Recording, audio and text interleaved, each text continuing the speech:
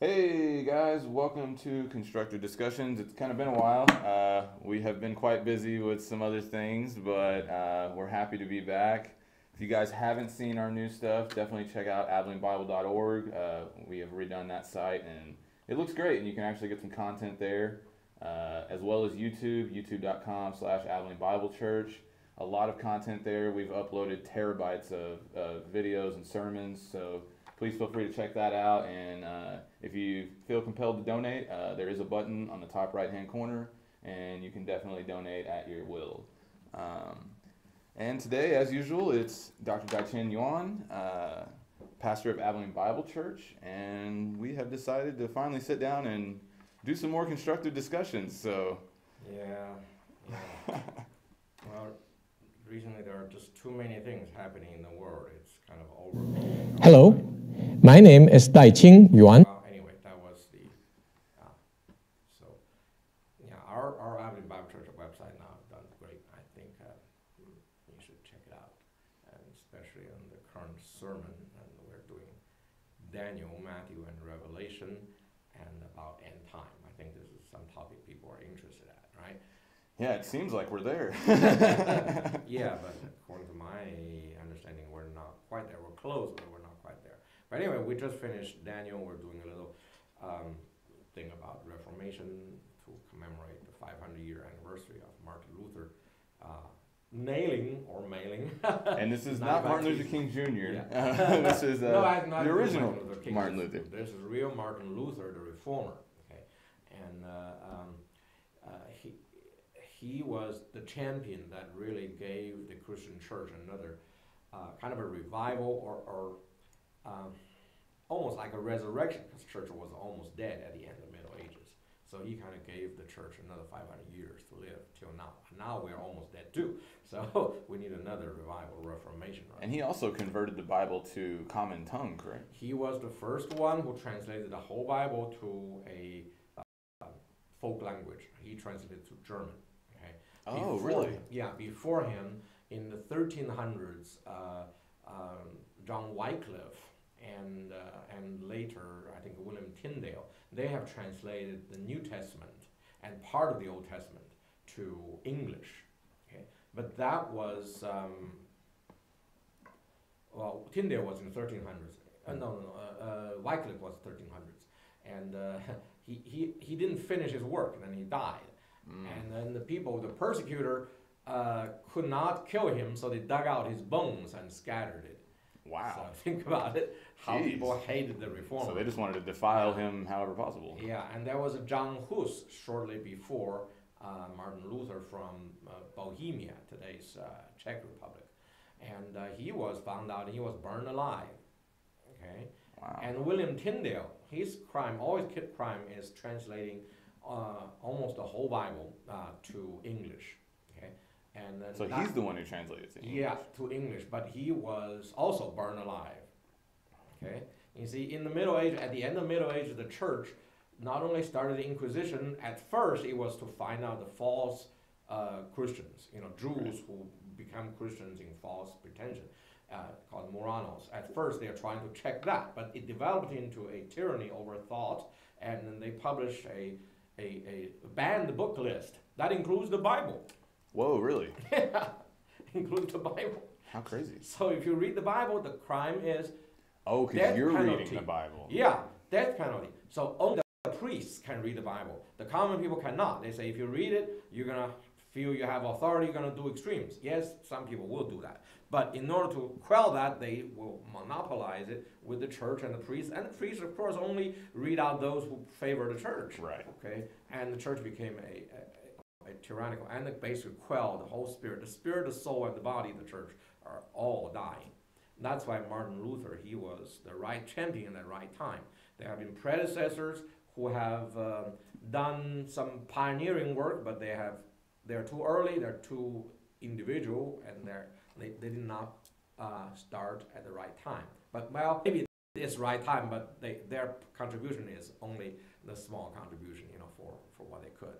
But at Martin Luther's time, well, Gutenberg has just began to publish the Bible. he invented the printing. movable type. Ah, okay. So you can right, print the whole Bible. Yeah, you can print the whole books. So the the printing press began. So that's why Martin Luther, when he wrote those pamphlets, they were published and distributed all around Europe and all around Germany, tens of thousands. So that's how it was spread out. It's interesting because you can look kind of how we have the internet now, and how you have these different subsects of religions who are kind of doing their own thing, and it seems like the internet is the modern day printing press, where it's propagated by the thousands and sent out to. I think so. Yeah, in a sense, it's doing the same thing. So, what do you think the danger is for the church now with the internet and the information and disinformation that's out there? Well, it's fragmentation, of course. Internet gave the information out rather than, keeping to only a few. Now it's spread out.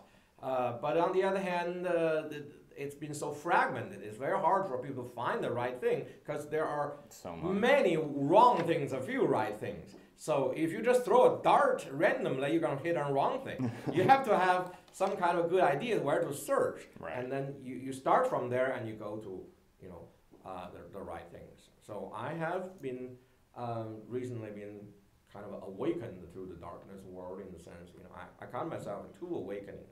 One awakening is about the grace of God. So when I was born in a communist country, I grew up a scientist, trained as a scientist, grew up in the 80s and believing evolution and so on.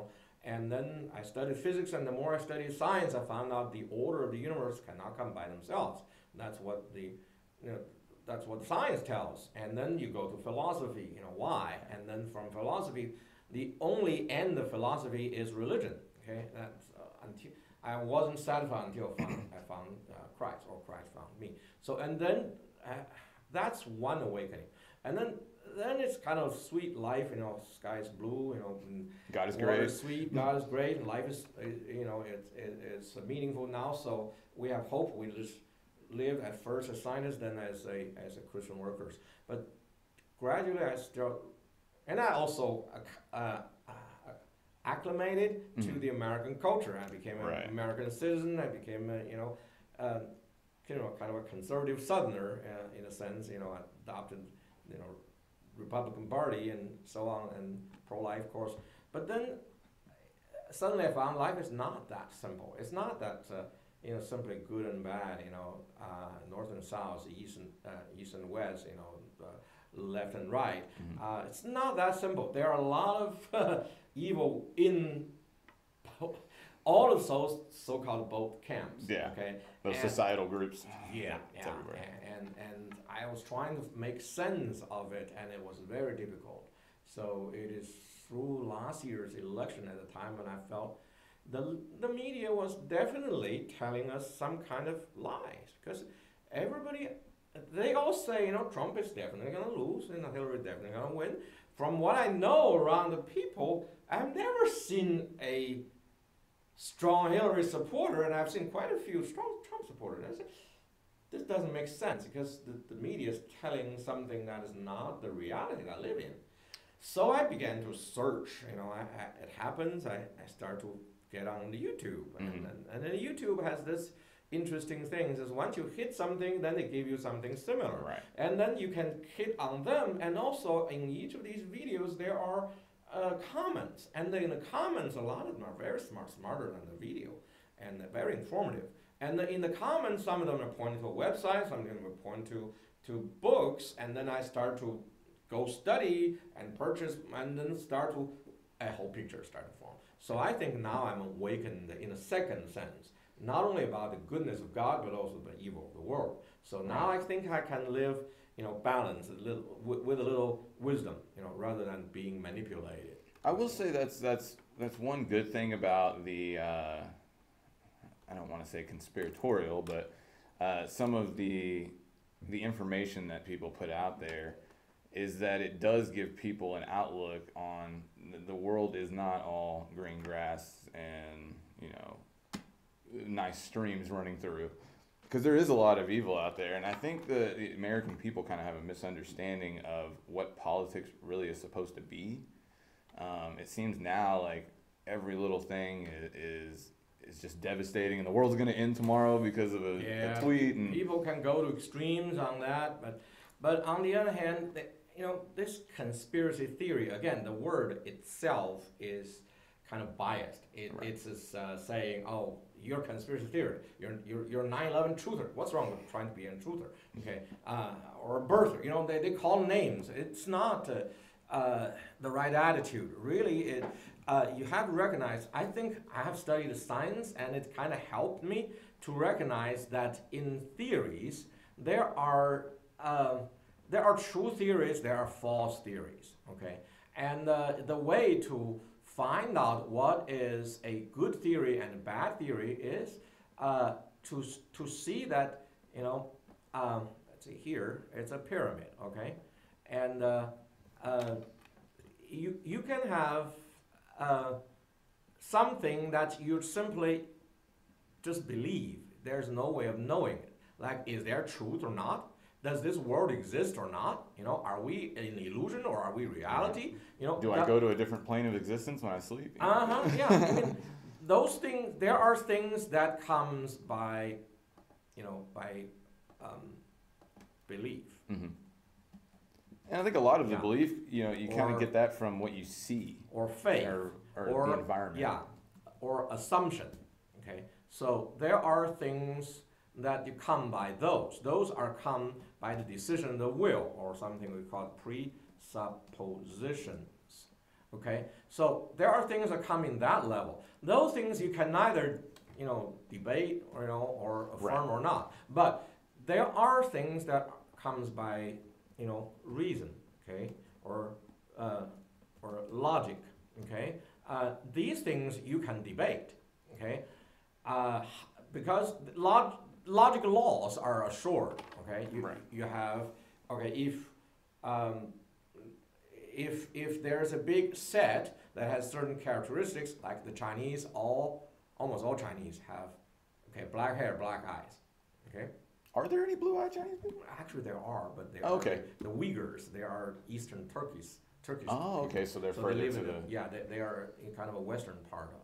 There are also Chinese citizens who are Russians, who are Uzbeks, and so those people are actually Japhetic, the white race. They're not East Asian race. Gotcha.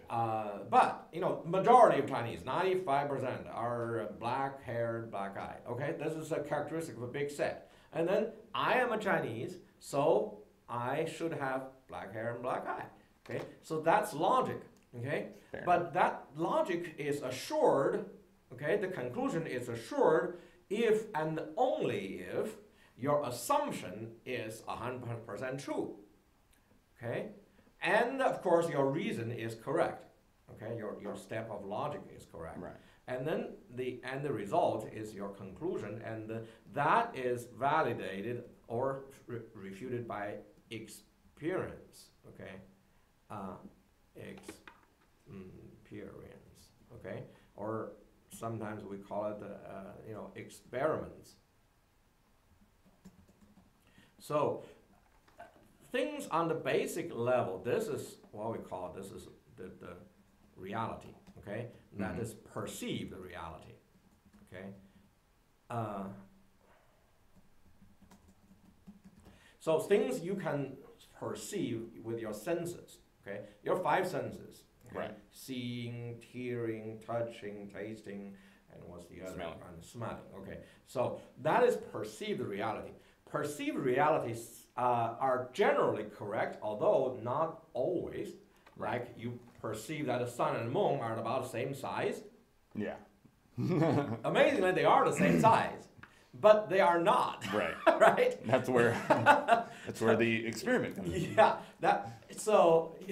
Then you have to use reason somehow to get beyond this. You may perceive that the Earth is flat. You'd be very wrong. Yeah, but it's wrong. Okay. So if the Earth is there are now a lot of flat earthers on the internet. Yeah, I don't understand that. Me, and most of them appear to be kind of a Christian traditional, reading King James version and so on. And I think that's a trick. That's the evil one trying to divide the people who have somewhat conservative background into deviance and the ridiculous things. Say, okay, if you're a flat earther, if the earth is really flat, why are the stars different in the southern sky and the northern sky? Tell me that. That's a very valid point. Yeah. Why are the time from here and China opposite by 12 hours? Okay. So. Well, see, and I think that's a lack of education or really a formal understanding on how to critically think. It is misused critical thinking. Yeah. They are used critical thinking, but it's misused because they don't possess all the data and they exclude certain data by prejudice. They're saying this data is provided to me by certain people, establishment, the new order. What I just cast that out. Well, no, you got evaluated all of the data, and you do consider their motivation. Some of those are deception you have to cast out. But if you just cast out some data and then just focus on a few, you become cultic. Yeah, you have an incomplete conclusion. Yeah, and you compete incomplete knowledge. Yeah. Nobody can have a balanced view of anything if you only take a portion of the information and not all. And I think that goes kind of into what you were saying about the previous election. I'm kind of draw back to that, but with the misinformation that was kind of out there on both sides, I really saw it on both sides. And the reason I saw it was because I watch everything firsthand. I listen to everything firsthand. I'll sit there and watch a 6-hour Senate hearing so that I can hear all these senators talk, so I'm not getting a 2-minute snippet where he says something out of context and it sounds terrible, but you're not listening to the 15 minutes before that where he was building up to that and it was a conclusion that he had made after his previous statements. And I think that's one thing that frustrates me is the misleading of people. And you see it on, like I said, on both sides. I have at home put Fox News on one screen and CNN on the other screen, and it is amazing to watch both of them at the same time because they're basically talking about the same thing, but they're on the opposite spectrum of it. Yeah, see, that's the trick, because both of them are controlled by same kind of people who are controlling both sides of the media, therefore all the media. So that's the trick, okay? And the trick is that they appear to be opposite, but they're actually the same. And I think they're kind of the cause of the Trump effect, of this fake news, everything you hear is fake, you can't believe anything. I think they are truly the cause of that because they gave you two sides and they're all false. So how can you believe anything from the mainstream media? Like I said, it's the decisiveness, it's the misleading, it's the out of context discussions, it's all of these things that they've done for decades, and it's gotten to the point now where somebody finally in a position of power stood up and said, hey, you can't believe these guys, and that trickled down into the population so severely that now nobody trusts anything that they see. And I think that's a real danger, because then you don't get to have these reason and logic because people are refusing to look at the other side. Well, the good thing is because of that, I think the blockade of information has been broken. I think the internet and then YouTube and Google does a lot of censorship, but still it cannot shut everything. So I'm just telling you, not all theories are good theories. Some good theories are those who have very few in presuppositions, okay? You assume very few, because assumed things could be wrong, right? Right. All theories must have some kind of presupposition. If you want a theory that have no presupposition, then it's impossible. You're not living in the real world. You can't get to an end without an assumption. Right. All theories have presuppositions. Or a hypothesis. Okay? Yeah. All science has a faith as background. Okay. Science trying to maximize the experience side, but minimize the faith side. Well, that's really because in the modern age, it's the third stage of philosophy. Okay. The classical age, people have reason. They look for the classical age. People have reason, but they look for faith. Okay, that's what the I think Pluto was doing. Pluto he believes in reason, but he's looking for something that he called the good. Well, that is the God actually. He didn't find it, but he was looking for it. That was a seeker. So in his time, he was having the this thing, he was having the faith in the middle, and he's looking for the, let me say. He basically started his search in the wrong place, Well, or from the wrong mindset. Not necessarily, but anyway, he was searching. Okay, so that's what. I don't want that. Because Aristotle expanded a lot on Pluto. Oh yeah, After. well they are. Because his reason teacher based and student. Yeah. One of them is top down. One is bottom up. Okay, that's the difference. Top down is saying, okay, there is the general concepts are the great things and not the individual. Certain, say, for example, he said all of human beings, we are humans. We're the same kind. Right. Okay, but we're individual differently. But there's something in common between all of us. So what is it? Okay, so Pluto is saying that that is just something called humanity. Okay, it's an abstract things. Okay, so there may be humanity in each human beings, and but he is saying humanity is a reality. This abstract concept is a reality. There is a world of abstracts, and these abstracts kind of have like an incarnation into the real world. So then you have a humanity 1, humanity 2, and so on. So that's Pluto's top-down idea. And then Aristotle is bottom-up. He says, well, I don't see the reality of this world of abstracts, but I see abstracts in the individuals. Right, through the action. Yeah, so he says, yeah, we are individuals, but from our action, our thought, and our commonality, we summarize there is something abstract in us. And actually neither of them are absolutely right. There are two ways of looking in the world. And now we know humanity is because we have a certain kind of thing called DNA. Okay? Our DNA is longest among all creations. Okay? And no, actually the plants are long, but they're repeated. It's like a kind of 0.3333. But it's really 1/3. Right. Ours is like a pi, 3.14. So on, so on. Yeah. It's never repeating. We've got little strings of everything. Yeah, and also ours are not only long and non-repeating, but also we have more information than other lives. Right. Okay, pigs and mice have the same length of DNA as ours. It's like having the same size of hard disk, but they don't have as much files stored in there. We have more files, so we're more complex. Right. But the pigs and mice, they're not as much because they have the same size of hard disk, but not as many files. So they're less complex. Okay, but you can do experiments on them. Whatever works on them is most likely going to work on man. That's why I say the swine flu is dangerous. Because if it works on swine, it works on people. It's gonna kill us all. I remember that one. Yeah, but anyway,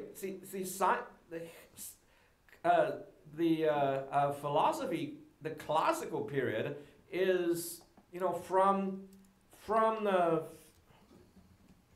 classical goes from the reason to faith, seeking for faith, and then in the medieval period. They have faith, and then they are trying to use reason to control and systemize everything. So that's why they have canon laws and they have systematic theology. But in the modern period, people lost their faith. They don't believe in faith in Christ anymore, but they do believe in reason. And they're trying to use experiments to either falsify or validate theories, and that is science. So modern time is the only time of science, okay? And where science rules, actually, it's the age of science. I should not say it's the only time of science. And then we are now officially in the postmodern That's true. My artwork is considered postmodern. So even though I don't like that distinction. Postmodern time, you don't have faith, neither do you believe in reason. Okay, so that's why the only thing you have is personal experience. Okay, so that's why now their perceived reality is subjective. See, perceived reality could have a objective or could have a subjective one. The scientific age is opting for the objective. That means it's shared by many. Okay, but in postmodern, they don't trust that. They would just want subjective perceived reality, and that makes everybody's perception individual and cannot be shared. So that's why I think now is the end of not only faith but also the end of science. Yeah, that's what I feel. It's the end of what we know as intelligence, to be honest. I mean, the lack of reason, I think, is probably one of the most dangerous things, because people can't make their own conscious decisions. They are looking for other people to make them for them. Right. And that's where people get led astray into these terrible situations. Don't tell me, we have a generational prejudice, but a lot of millennials are led into that way. I agree wholeheartedly. I am technically a millennial, and I would say it frustrates me with how, I hate to say liberal, but how liberal people are. I mean, people have this view of the government as if it shouldn't exist at all. And that's an extreme. You cannot live without the government because there's no order. Then you go back to the jungle. Yeah, you have to have some type of construct in order for But then the government, since it has power, it's a tiger. You have to put a tiger on a leash. Yeah. Because otherwise, it's going to devour you. Right. But I've heard multiple people my age say, I hate the United States. I would never fight for this country. We're such terrible. The United States is terrible. The U.S. government is horrible. We're killing people all over the world. Well, in a sense, they are right because we do have committed so many. Correct. But at the same time, they're looking at it very one-sidedly. They're not looking at the reasons why we've had to go into other places in the world. Because the media, the education have taught people not to think. Okay. Right. Or they confuse people, letting you attribute it to many things and cannot find the real reason. Yeah, and it's a sad thing because, like for instance, with this recent thing that happened in Niger, it was very frustrating for me because I was listening to I can't think of his name right now, but the general that's over AFCON, all that. I was listening to him talk. He talked for 45 minutes, and the reporters kept asking him these ridiculous questions like, why did it take 30 minutes for the French aircraft to get there? And in my head, I'm thinking, when else in history have we been able to fly from France to Africa in 30 minutes? Well, and we have bases, actually we could, but... well, I know, but I mean, the technology... That's like in the Middle Ages, that's like in the Middle Ages, the scholastics asking how many angels can dance on the pinhead of a needle. Well, it doesn't matter. Angels are spirits. They cannot be fit into time. So, yeah, but the thing same thing. The real question should be, why are we in Africa? Right. Okay. Shouldn't America be for Americans first? Why are you in Africa? And where are these terrorists from? Are they ISIS? Who funded ISIS? Well, and that's kind of... those are the real questions. And they are asking those questions, but us as American people, there is a certain extent of information that we can expect. There is classified information. For instance, one of the reporters asked, how quickly could our forces have gotten there if they needed them? That is classified. You cannot tell someone how no, quickly your reaction time is. That you should not know. And that's my frustration. frustration. But on the other hand, the American people have the right to know. Right. Why are we in America? Who funded No, ISIS? I agree. So, but, and the thing is, again, this is another misconception, is because when you say who funded ISIS just didn't get funded one day. It's been funded over decades of different terrorist organizations popping up and us funding other terrorist organizations to combat those terrorist organizations. Actually, I think there are people in this world from supposedly West who want to keep up a myth of a conflict so that we can produce more weapons and make more money. So, yeah, okay, I mean, absolutely. Point to the banker, point to the Federal Reserve, point to the industrial military complex. Yes. Okay, at least you can point that far. There are others you can point point further, but it I will be agree. politically incorrect these days. And my frustration is that a lot of American people feel like they can't do anything about it. And it may take 100 years to do something about it, but if we start now attempting to do it, educate yourself in these things, educate yourself in politics, educate yourself in the way that they talk around issues, learn how to hear what they're not saying, and you can at least have an informed mind on what's going on versus, I can't even begin to start going down those rabbit holes, but there's plenty of them to go down. Okay, the rabbit hole really is, as I talk about, some people call it conspiracy theory. Okay, I call it bad theory. Okay, there are conspiracy facts. Okay, if there are evil people conspire. Okay, so there are good people conspire. Yeah, well, good people plan, evil people conspire. That's the word we use for them. You okay, could use yeah, that's prejudice word. Tomato.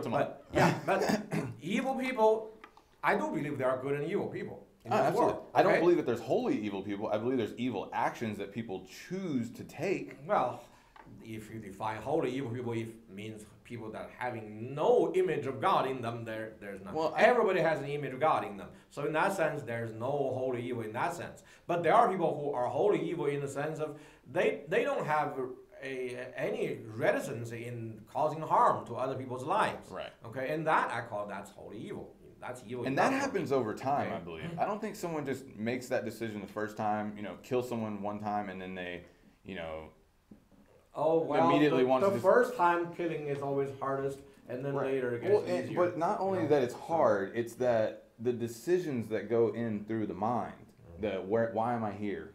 Should I do this? Do I feel remorse for this person? Should I stab this person?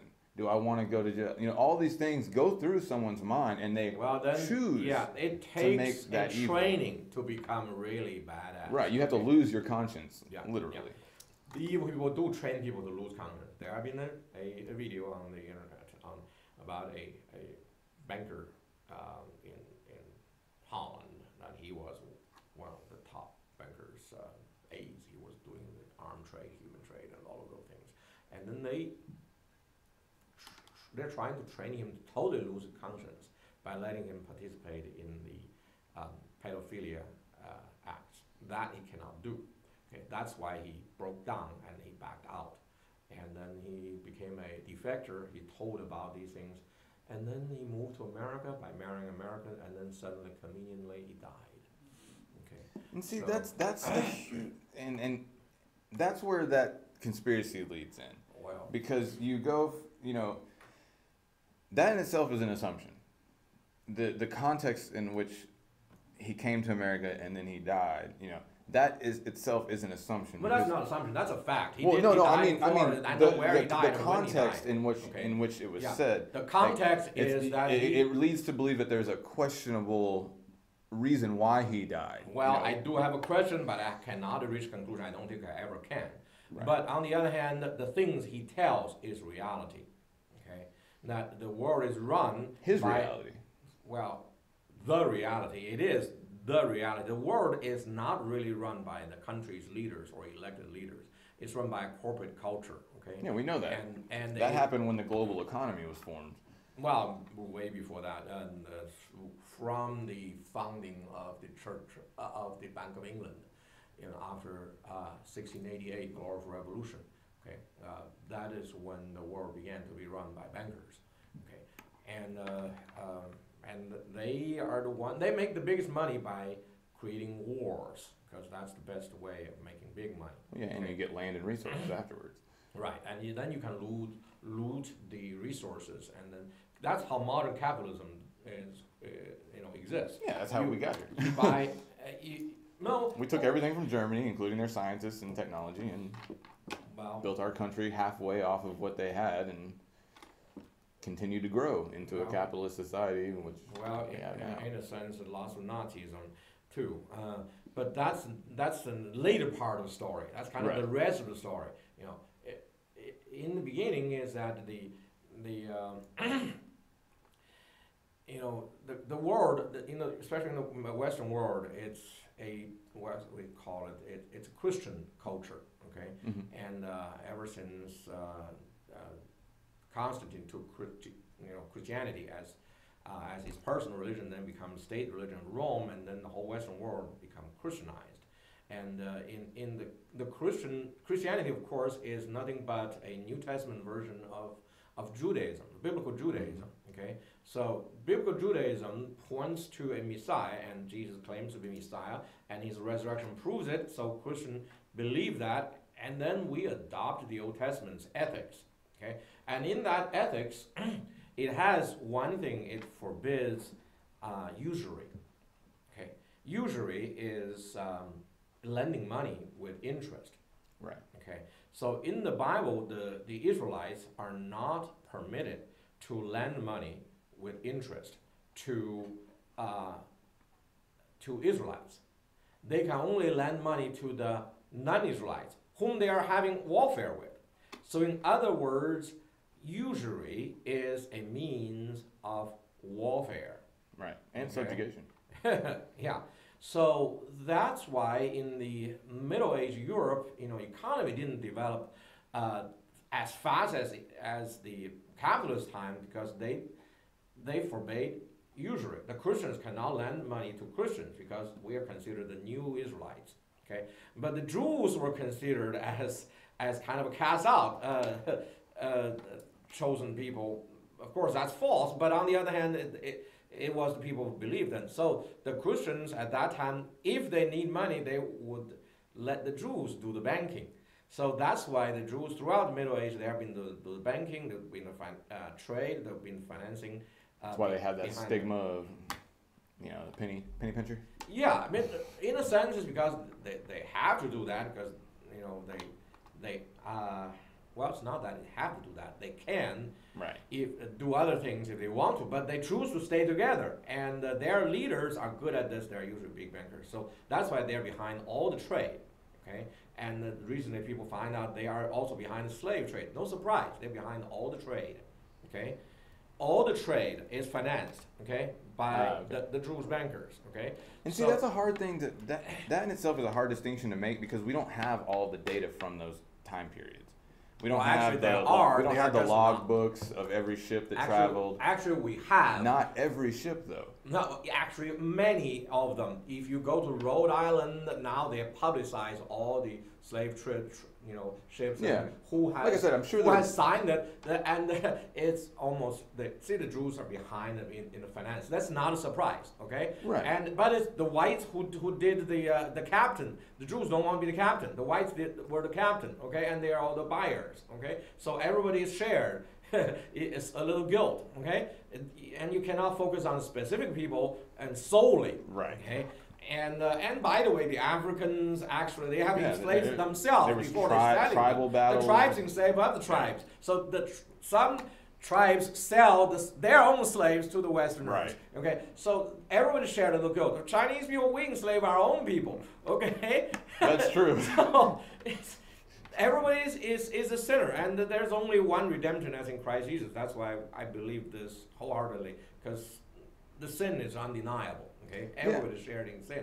Okay, and I think sin, like I was saying the other day, I think I kind of am starting to understand the conceptualization of sin a little more and more, and to an extent, I don't have that worldview, but I do see. I do see that, like I was saying earlier, when you do things that you know are going to hurt and damage people, and you do them for profit or for whatever reason, you should be held accountable for that. Right. Even if it's your own conscience, even if it's God punishing you for your sin, you have to be held accountable for that. And the conscience does bite. Okay? Oh, yeah.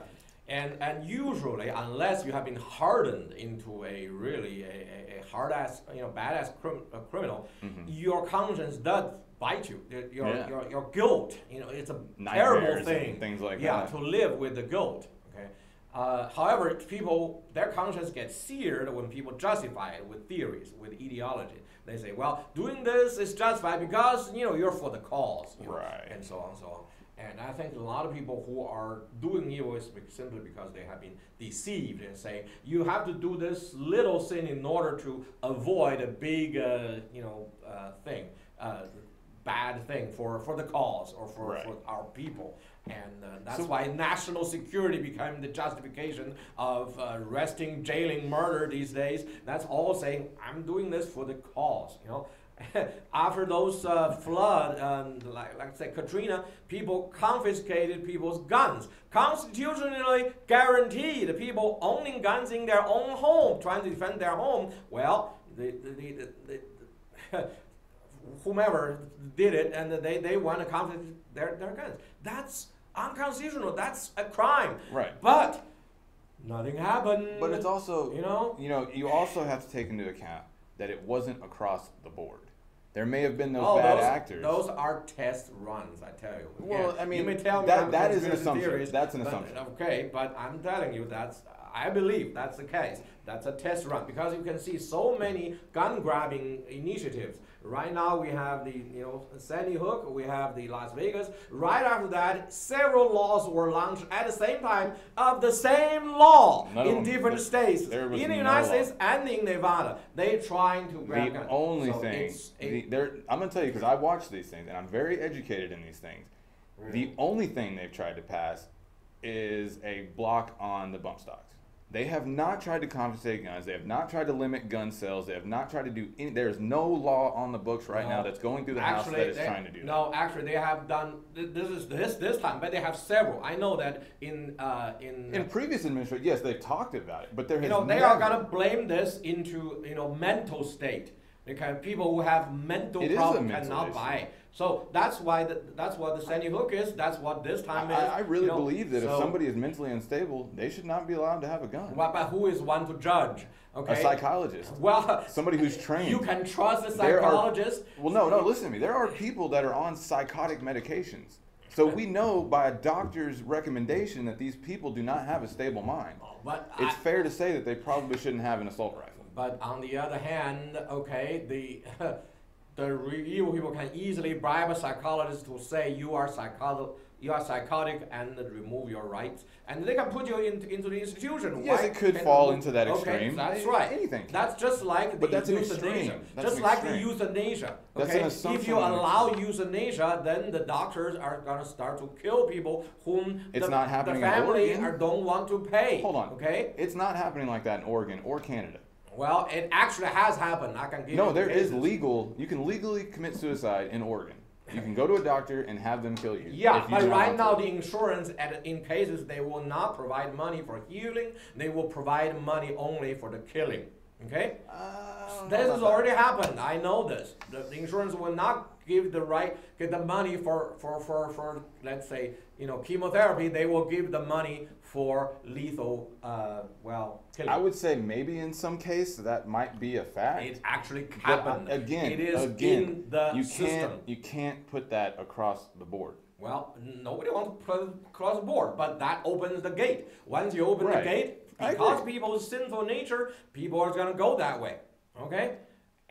Not only the evil people, but even the common people who have a sinful nature. But children who don't want to pay for their parents, that's the job treatment. The job of the good in the world to stand up against that. That's what we do when even now we have these.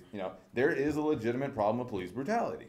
It's a legitimate problem. There are some police officers who are very aggressive and, just are. That's true. And okay. Yeah. But, again, don't blanket all police officers are like that. That's a serious problem that I have is that what my the generation people want to do. Generalization. There are people in my generation who will go to a cop, stand right in front of him, cuss him out, tell him that he's a terrible person, and that poor cop has to sit there and listen to that. And if that person were to get in a wreck, he would have to go help him. Mm-hmm.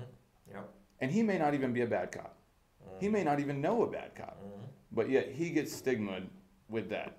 And that's the problem that I have, is these broad generalizations. Right. It's everywhere. It's everywhere. Democrats are this. Republicans are that. Liberals are this. The millennials are this. Well, yeah, some of them.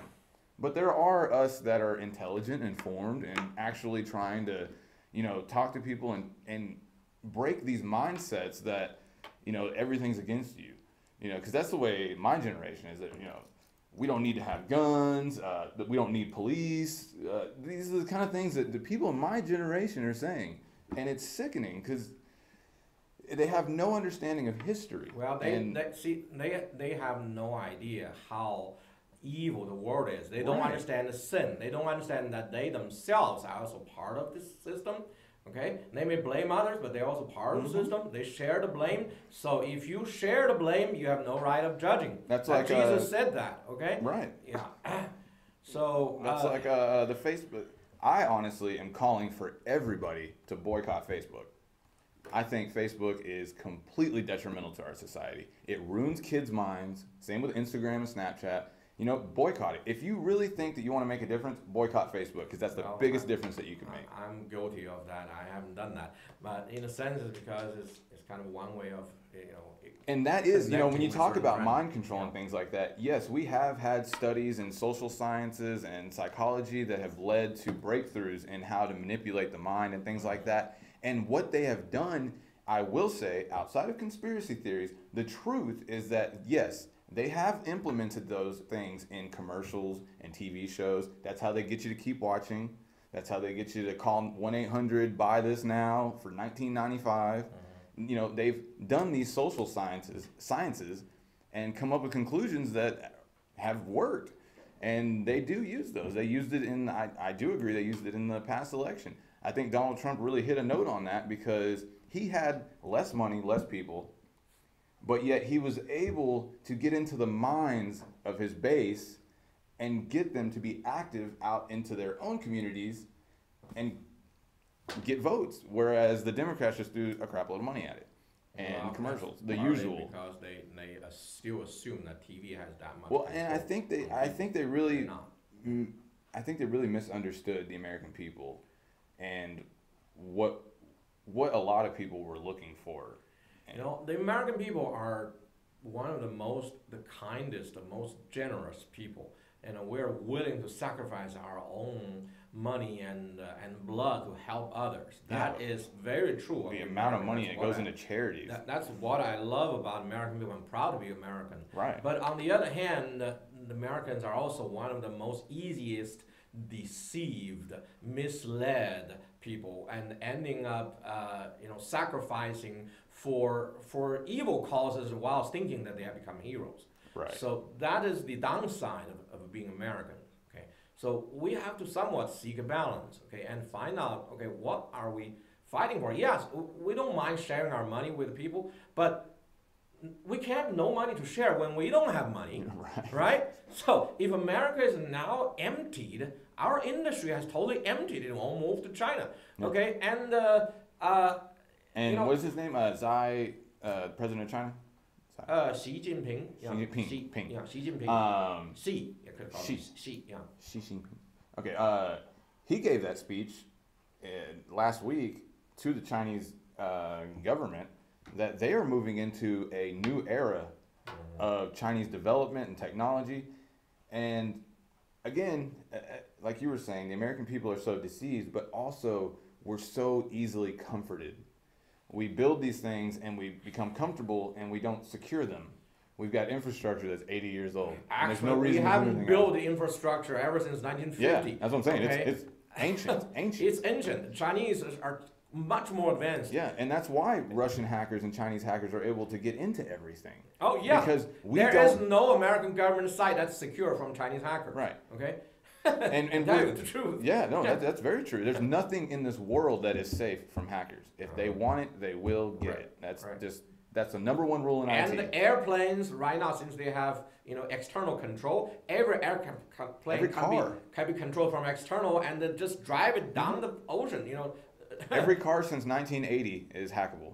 Right. Ever since the ECU chip was people, implemented. I know people have died suspiciously. FBI or that claim as conspiracy theory. People have controlled their car and the car just crashed. Yeah, there was a journalist who was writing a report on the FBI and actually told his family, "Hey, they're threatening me." Right. And then yes, his car drove into a tree at 100 miles an hour with no brakes. Mercedes-Benz. Yeah, and there was a video of it just flying into that tree. So yeah, but again, that's an assumption to say that the FBI had something to do with it. Well, yes, it sure seems like it. You can put a dot here and a dot here, but to bridge that gap is a huge assumption. Well, see, that's where it goes again to the philosophy of science, or rather, actually, logic and reason. The philosophy of knowledge. Okay, it's called epistemology. Epistemology. Okay, epistemology is one of the branches of one of the four branches. Okay. Okay, one of the four branches of philosophy that you must think about it. Epistemology is saying, basically answering a question of how do I know? Right. Okay. How do you know? Well, you know things by the three ways. You have experience, senses, perceived. You have reason, which you can get deeper into the surface. Okay, you can get deeper into the surface. You know what Kant said, this is a phenomenon, which is what you perceive, and there's a noumena, which is the reality behind it. And you can only penetrate into there through logic. Okay. However, when you reason, he didn't take into concept that you must have belief. You must have assumption. Oh, yeah, you must have presupposition. Yeah. You cannot You have to start with a any belief. thinking without presuppositions. Yeah, even science starts from believing there is a reality, there is truth. Yeah, that's the okay? the point of a hypothesis Yeah, is to believe that this is possible. And test also, this is called Occam's razor. William of Occam was an English monk who developed the theory in the late Middle Ages. He says, in all of the scholastic theories, you can develop so deep, but he says, you guys have more assumptions than your validation. Then your theory is not like a pyramid that has small number of assumption and big number of validation, but you have a lot of assumptions, very small. Even, yeah, you're using logic to connect, Right. but your head is bigger than your feet. Okay, and this is teeter-totting. It's not stable. But so he says good theories must be like this and not like this.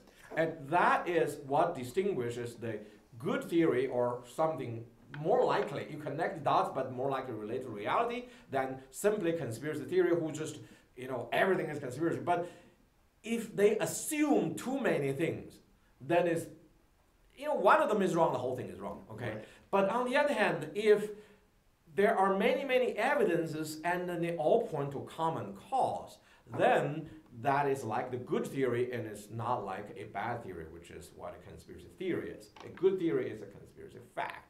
It could Well, be it's not a fact. If it's a theory, it's not a fact. Well, technically And that's fact the is problem. on the lower level. That's okay? the problem, is that the word fact is being so misused in our Well, society right now. Well, facts, the word can mean different level. It technically only belongs to experience level, okay?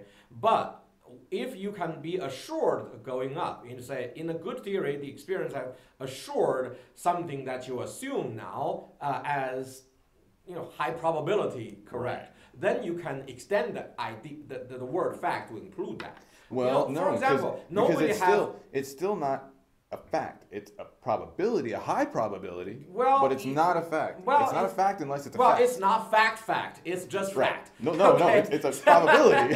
A fact is a You know, fact.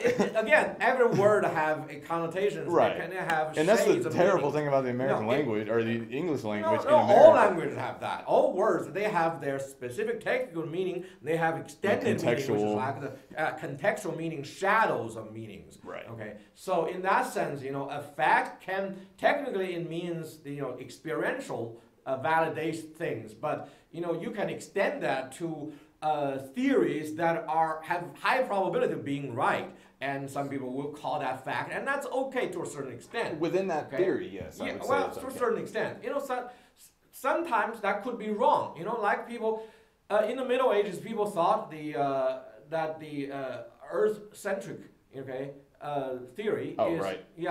is a fact. That the sun moves Okay. around us. Yeah, because it is experientially fact.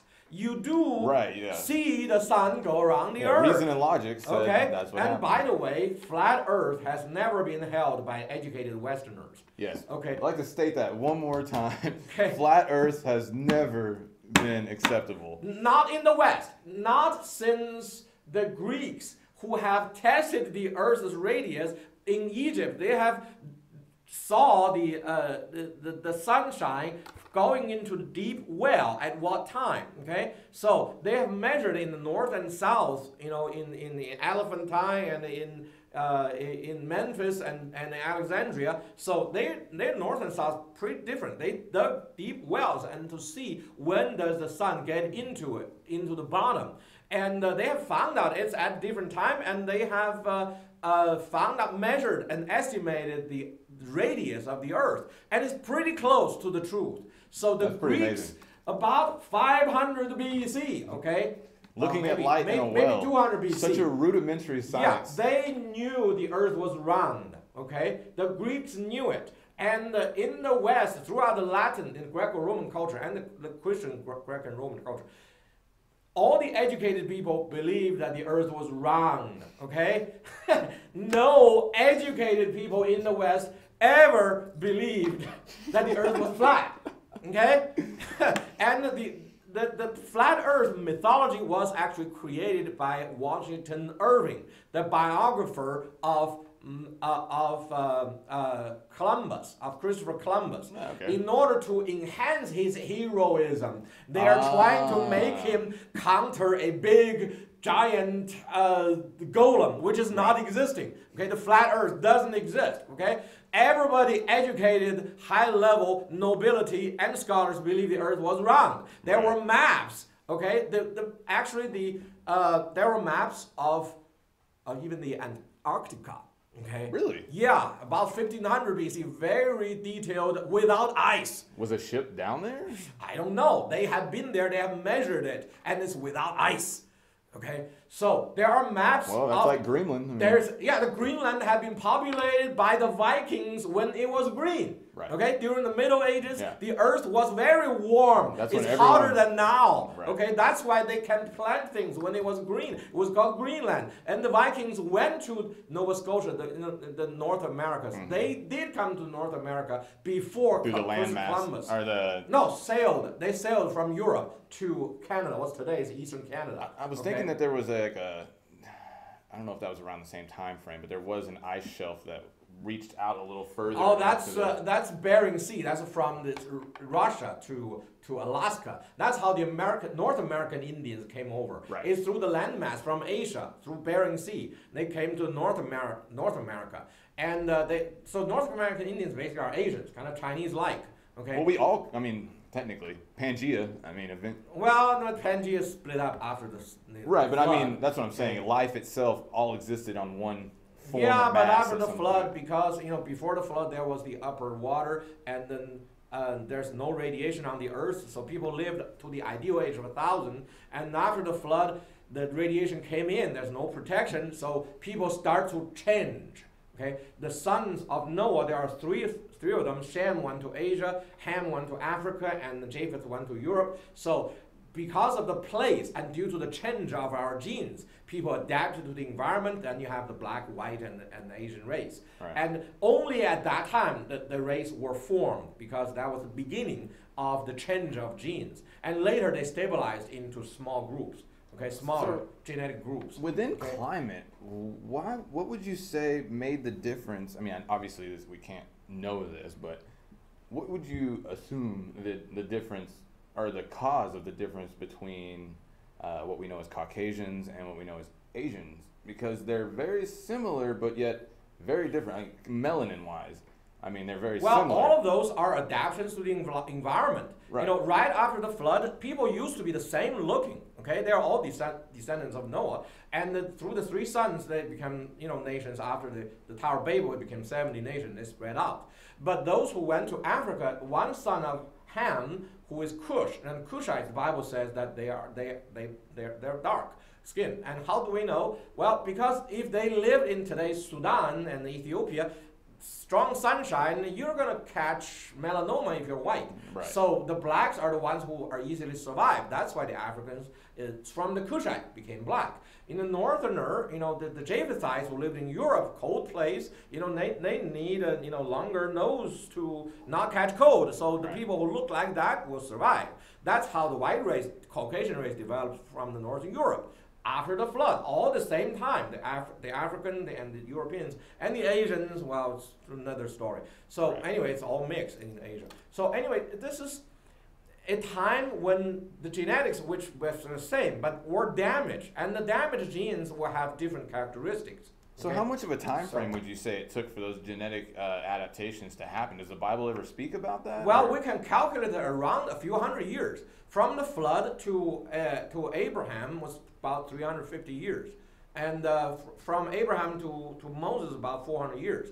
So around these, about 800 years or so, these characteristics are already It's a developed. pretty good time frame. Yeah, developed. Okay, at the time of Moses, they can detect different races, different colors. You know, I Okay. actually wonder about that now because, especially with American society, we can look at our society and look at other societies, and the other societies, they're very hardened.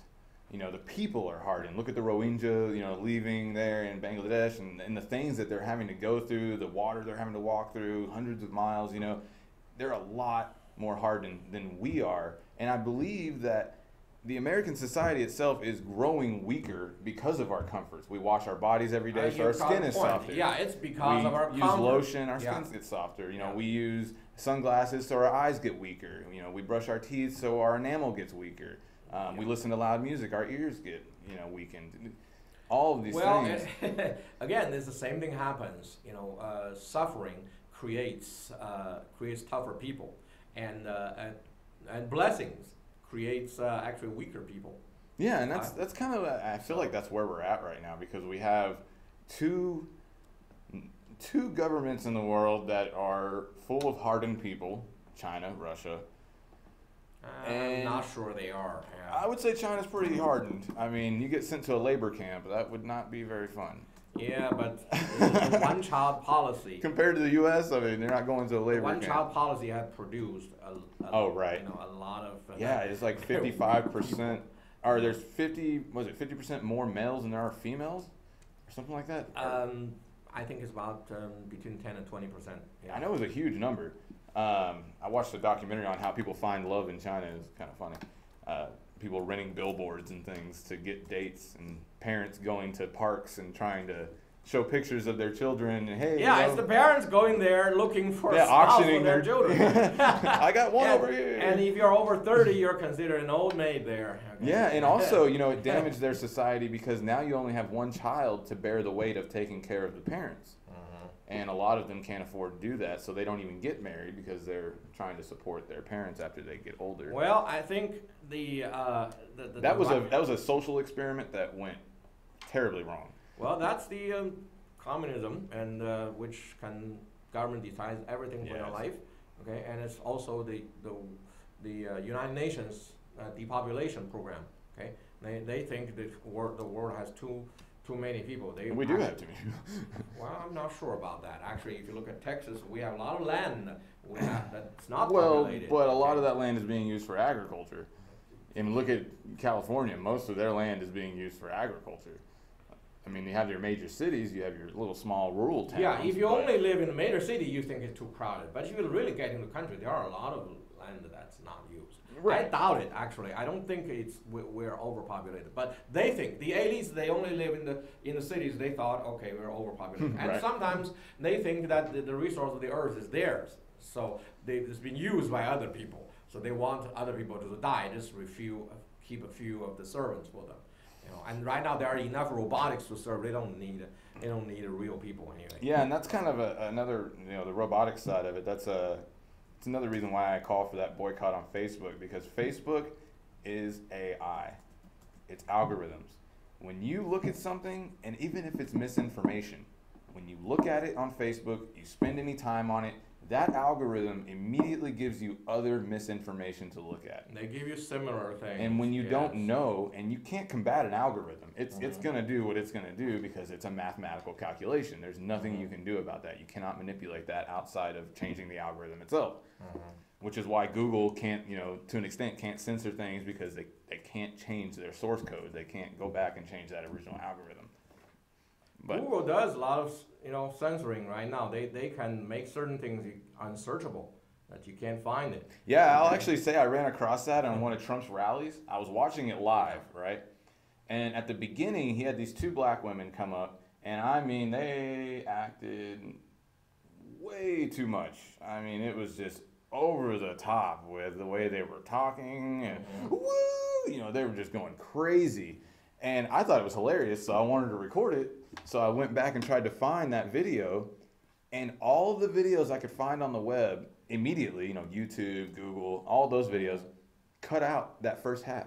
They cut them out, just them. They literally just cut them out of the video. So I had to go back to the live stream that I was watching and rewind it all the way back to the beginning to catch that clip because the other ones had already cut it off. Yep.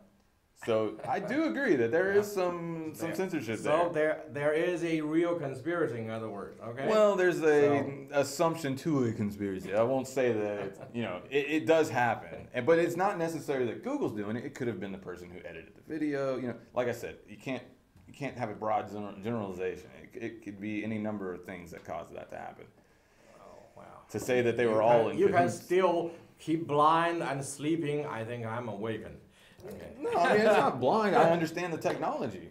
That's the difference. Is I understand what goes into these algorithms and the way that they produce results, the way that humans interact with them, and the lack of knowledge that most people have on how the technology works. People don't realize if you leave your Bluetooth on your phone, someone can hack your phone. Oh, right. Right now, actually, the more advanced the technology is, the less privacy you have. Absolutely. And it has been revealed that the advanced, TV can listen to you. Your cell phone can listen to you. Another reason why I'm asking for a boycott on social media, because Facebook and Snapchat and Instagram, they're mapping your face, people. They're mapping your face. That's what they're doing when they put out these little things where you can smile and look at the camera and it does different stuff. We have to open your mouth for this one. They're taking an image of every possible expression that you can make with your face. You know what? There are actually now one app, it's already applied in China, that from the Facebook, the government can tell a person walking on the street, tell their identity, in seconds, immediately. Absolutely. They can find. I have So no this doubt app of that. is already there. And that's what sickens me is people don't understand what they're doing. They're feeding this AI basically. Yeah. They're feeding the AI. Unfortunately, that is where it's going. Even if you boycott it, but you are already on. I'm only one. Yeah. And that's what sickens me is that people use the same excuse every time. Well, I have family on there that I don't get to talk to. You have a phone. You have a hand. You can write a letter. You don't need I'm Facebook. guilty of the same thing too. That's what frustrates me, especially millennials, because they're so consumed with it. I'll have friends and we'll be out. Like for instance, I was playing disc golf with two friends of mine. And disc golf, for those of you that don't know, it's kind of similar to golf, but it's with discus. So you throw a disc into a basket that's about 300 yards away. Really fun game. But we're out playing, and I refuse to be on Snapchat. I will not put my image on Snapchat. And one of the guys that's playing with us, we're walking to the next tee. He's 15 feet behind us on his phone. Yeah. And he's gonna put you on his Snapchat. Yes, he's gonna and identify actually, you too. my other friend made a comment about it because me and him were having a discussion about something, and he could have easily recorded that discussion and put it on, and Exactly. And you're not safe from that, since even if you work out, since your but I friends can won't, limit it. I can do my best to you can limit it. but you cannot eliminate it. At least maybe they won't have every expression that my face can make. Oh well. But there are there are conveniences in China now. On the streets, if you want to ride a bike, you can just scan a 2D code. Oh, the QR code? What's it called? A QR code? QR code, yeah. You can scan it, and then immediately your money will pay $1, and your bank is connected to your, in China we call it WeChat, okay? Your bank is connected to it, will pay $1, and then you can, the lock is open, and you can ride your bike to anywhere, then you drop it, lock it, and that's it. And then others can use it. It's so convenient. Yeah. And there are cars parked there. You can rent it with a car, of course, more than $1, and you can drive certain place and just park it, and just by distance you can measure. So convenient. Okay. Of course, your information of where you have been and what time, it's all kept. Yep. And your bank is gonna provide this to whomever wants the information. And that's what frustrates me is I don't think that people really realize that you could literally, if you were at Facebook's headquarters and say you wanted to look at where people have been, or a specific person. Oh, you don't have the right to do, but the well, government no. does. A hacker could do it. A hacker can do it, right? You know? Yeah. Anyone can do it. Right. Anybody who has a If you don't turn off ability can location do it. services on your phone, I can unlock your phone and see where your most recent locations are. Exactly. I mean, it's everywhere. And when have you been seeing your Facebook? When did you make a post? Yeah. It's all logged, and they know how many times you spend on your work or you're on Facebook. Yeah. What website you went to after Facebook. Right. And that's another thing that I asked for the boycott of Facebook. Because Facebook not only tracks you when you're on their site, even after you close their site and close your browser and open it back up, they are still able to track the most recent websites that you go to. Well, they do. But on the other hand, where do you go? The Google tracks what you search. It's connected. Yeah, and Google owns YouTube. They also track what Twitter. you have seen. And you don't want to be tracked. Don't use Google. Use DuckDuckGo. Okay. Well, and the thing is, Bing does the same. right. Search. So DuckDuckGo is the one. It really comes down to you. And I think this is where the world's going. Is it's going to get to a point where you choose what company you want to have all of your personal information.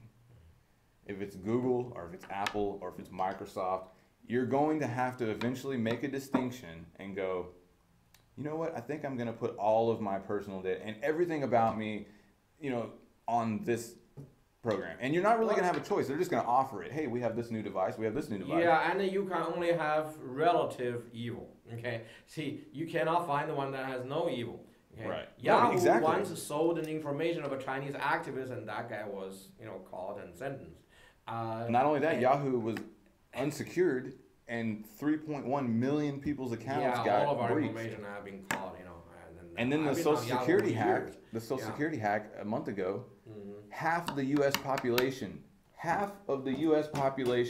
Social Security numbers were put out onto the web. And also, all of the military info have been hacked. Okay.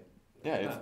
Actually, I know this Chinese did. I mean, there are closed networks that aren't accessible to the outside world, but yes, a lot. If it's accessible to the web, it will be susceptible. But there is no place safe now. Unless you really want to be, a hermit, you cannot be totally secure from this. And what's crazy is that the society has gotten to the point where they shun people for not using these services. Oh, yeah. I get shunned all the time because I don't. Well, you don't use Instagram? Why don't you use Instagram?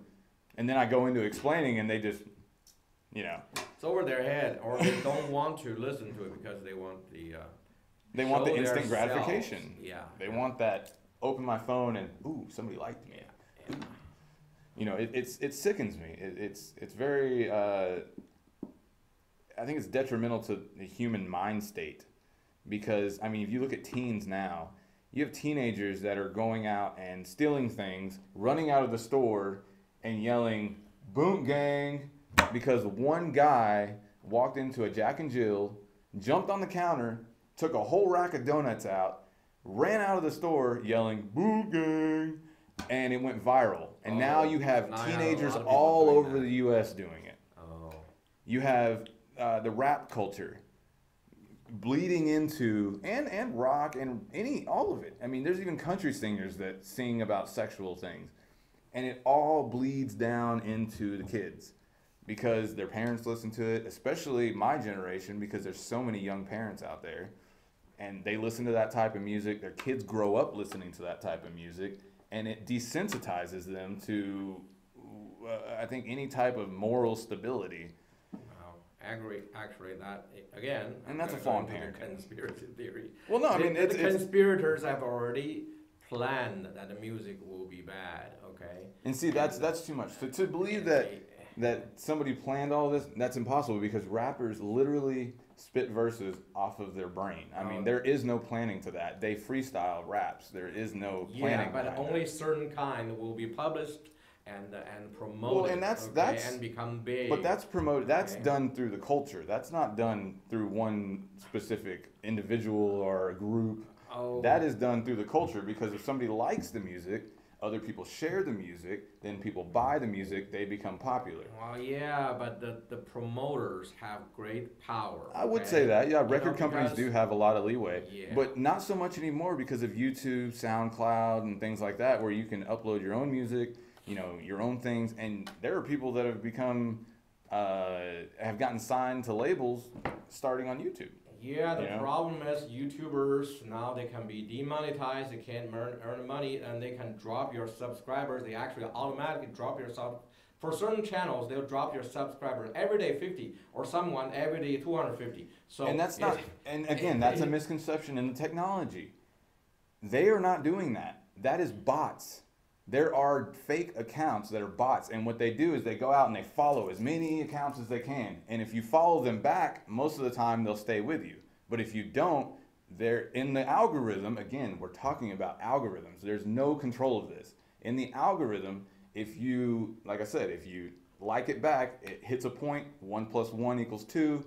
You know, okay, 2 is stay, so we stay a follower. If you don't follow back, they just drop you and go to the next. I've had people on Twitter, or bot accounts on Twitter, follow me 5 or 6 times a week.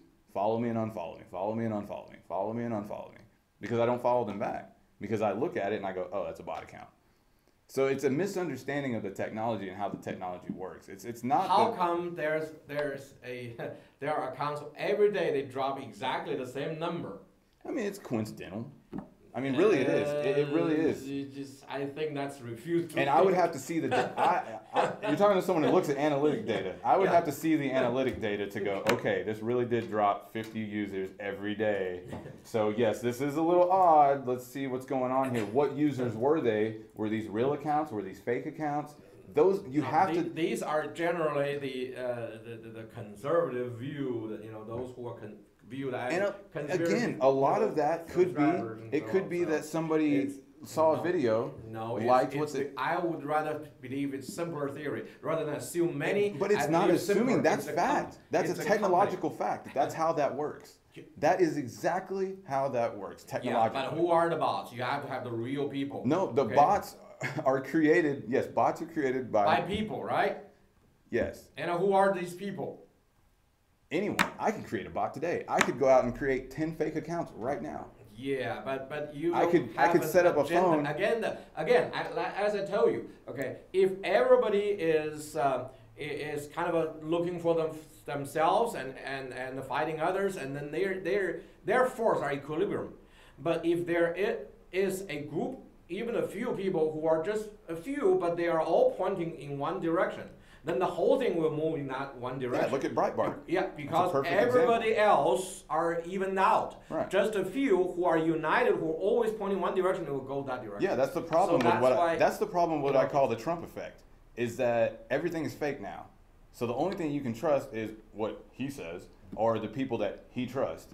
And in doing so, you're giving these people complete and total power over what you think, because they're able to put whatever they want to, and you're predetermined to believe it because you're not looking anywhere else because you think it's all fake. And uneducated people don't ever make that determination. They never see the veil. They only see, this is reality, this is what I'm supposed to do, this is the only source I can trust. They have no I can't think of the word, but they have no reality for themselves. It's whatever is told to them. And that's the problem. That's the problem. I with just all say this. again, it's overall people have that problem, but Americans especially are very, very, I would say, easily deceived because we're good people and trusting people, and we're human. We like to critically think. Humans always have critically think. Whether it was shaving a stick to throw as a spear, or But if we are really critical thinking, you start from doubting the official theory. yeah, Okay. always See, I'm a scientist by training, and the scientist is a doubter first before he become a believer. right. We always doubt the existing official establishment theory. Okay, we want to say, why do you say so? Okay, why is believed so? If something that cannot be experienced immediately, we'll say it's a belief. Okay, how do you reason there? I know, beliefs, there are right and wrongs, and if you say that's right belief, then how do you reason there? From what experience? Okay, if you haven't done that thought, then your trust in the official positions that are not immediately verifiable, then that is a mistrust. That's a misplaced trust, I would say. Absolutely. So you need to start doubting, and then, especially the official one, and then you look for evidence, and then you find out a common course, trying to connect the dot, but find the simplest theory. If you have a few factors that control many things, okay, and that makes your theory is a simpler theory. You have a few assumptions. If you have many assumptions, then that theory is not stable. If your theory has pointing to a common factor, then that is a good theory. Okay, and you know, I agree with that, and I think again, I have to go back to the I just want to get one more point out, and it's that if anyone doesn't know, the Trump administration hired external contractors to aggregate data on Facebook, Twitter, Snapchat, Instagram. And by aggregate, I mean they look at large groups of data and they go, what are people talking about this week? What are the key points that this demographic of people are looking for? And they can break that all down in analytic data. You cannot just locate just to Trump administration. That's, all no. Hear me out. Americans. Let me finish my thought. They did do that. Yeah, I know they do that. No government will miss the opportunity when they could gather. They did that. The Clinton campaign didn't. They did not spend the money there. They spent the money on all of the 700 people they were paying to do things. Trump spent money on technology because he had young people behind him who were telling him this technology can win you the race. That's smart. Yeah, that it does work. Yeah, that's smart. Yeah, it is smart. And that's the thing it's a misconception. People, as you say, smaller money, smaller, can reach more people. Yep. But still, it goes to the message. Okay, the message from Trump, I think, touches on people's natural feeling, natural sense. American people feel that we have been impoverished. Why? Yeah. And that's because our national elite decides to go internationalism. Yeah. Okay, they decide to be globalism. They want to spread the works to China. They don't want America to be independent. They want us to become dependent on each other. So if some crisis happens, there's no country that will be left standing. But also, I think the real goal, for me to look at, and this is not what I believe, this is just an assumption, but I think it's highly possible that the goal is not to get rid of all of the nations. The goal is to spread morality and common culture across the planet so that we don't have these fringe people over here that are cutting people's heads off. You're such a good heart. You give them too many good sides. No, it's not that. It is actually the and like I said, that's not a belief. That's a theory. It is. I don't believe that. That's just a theory.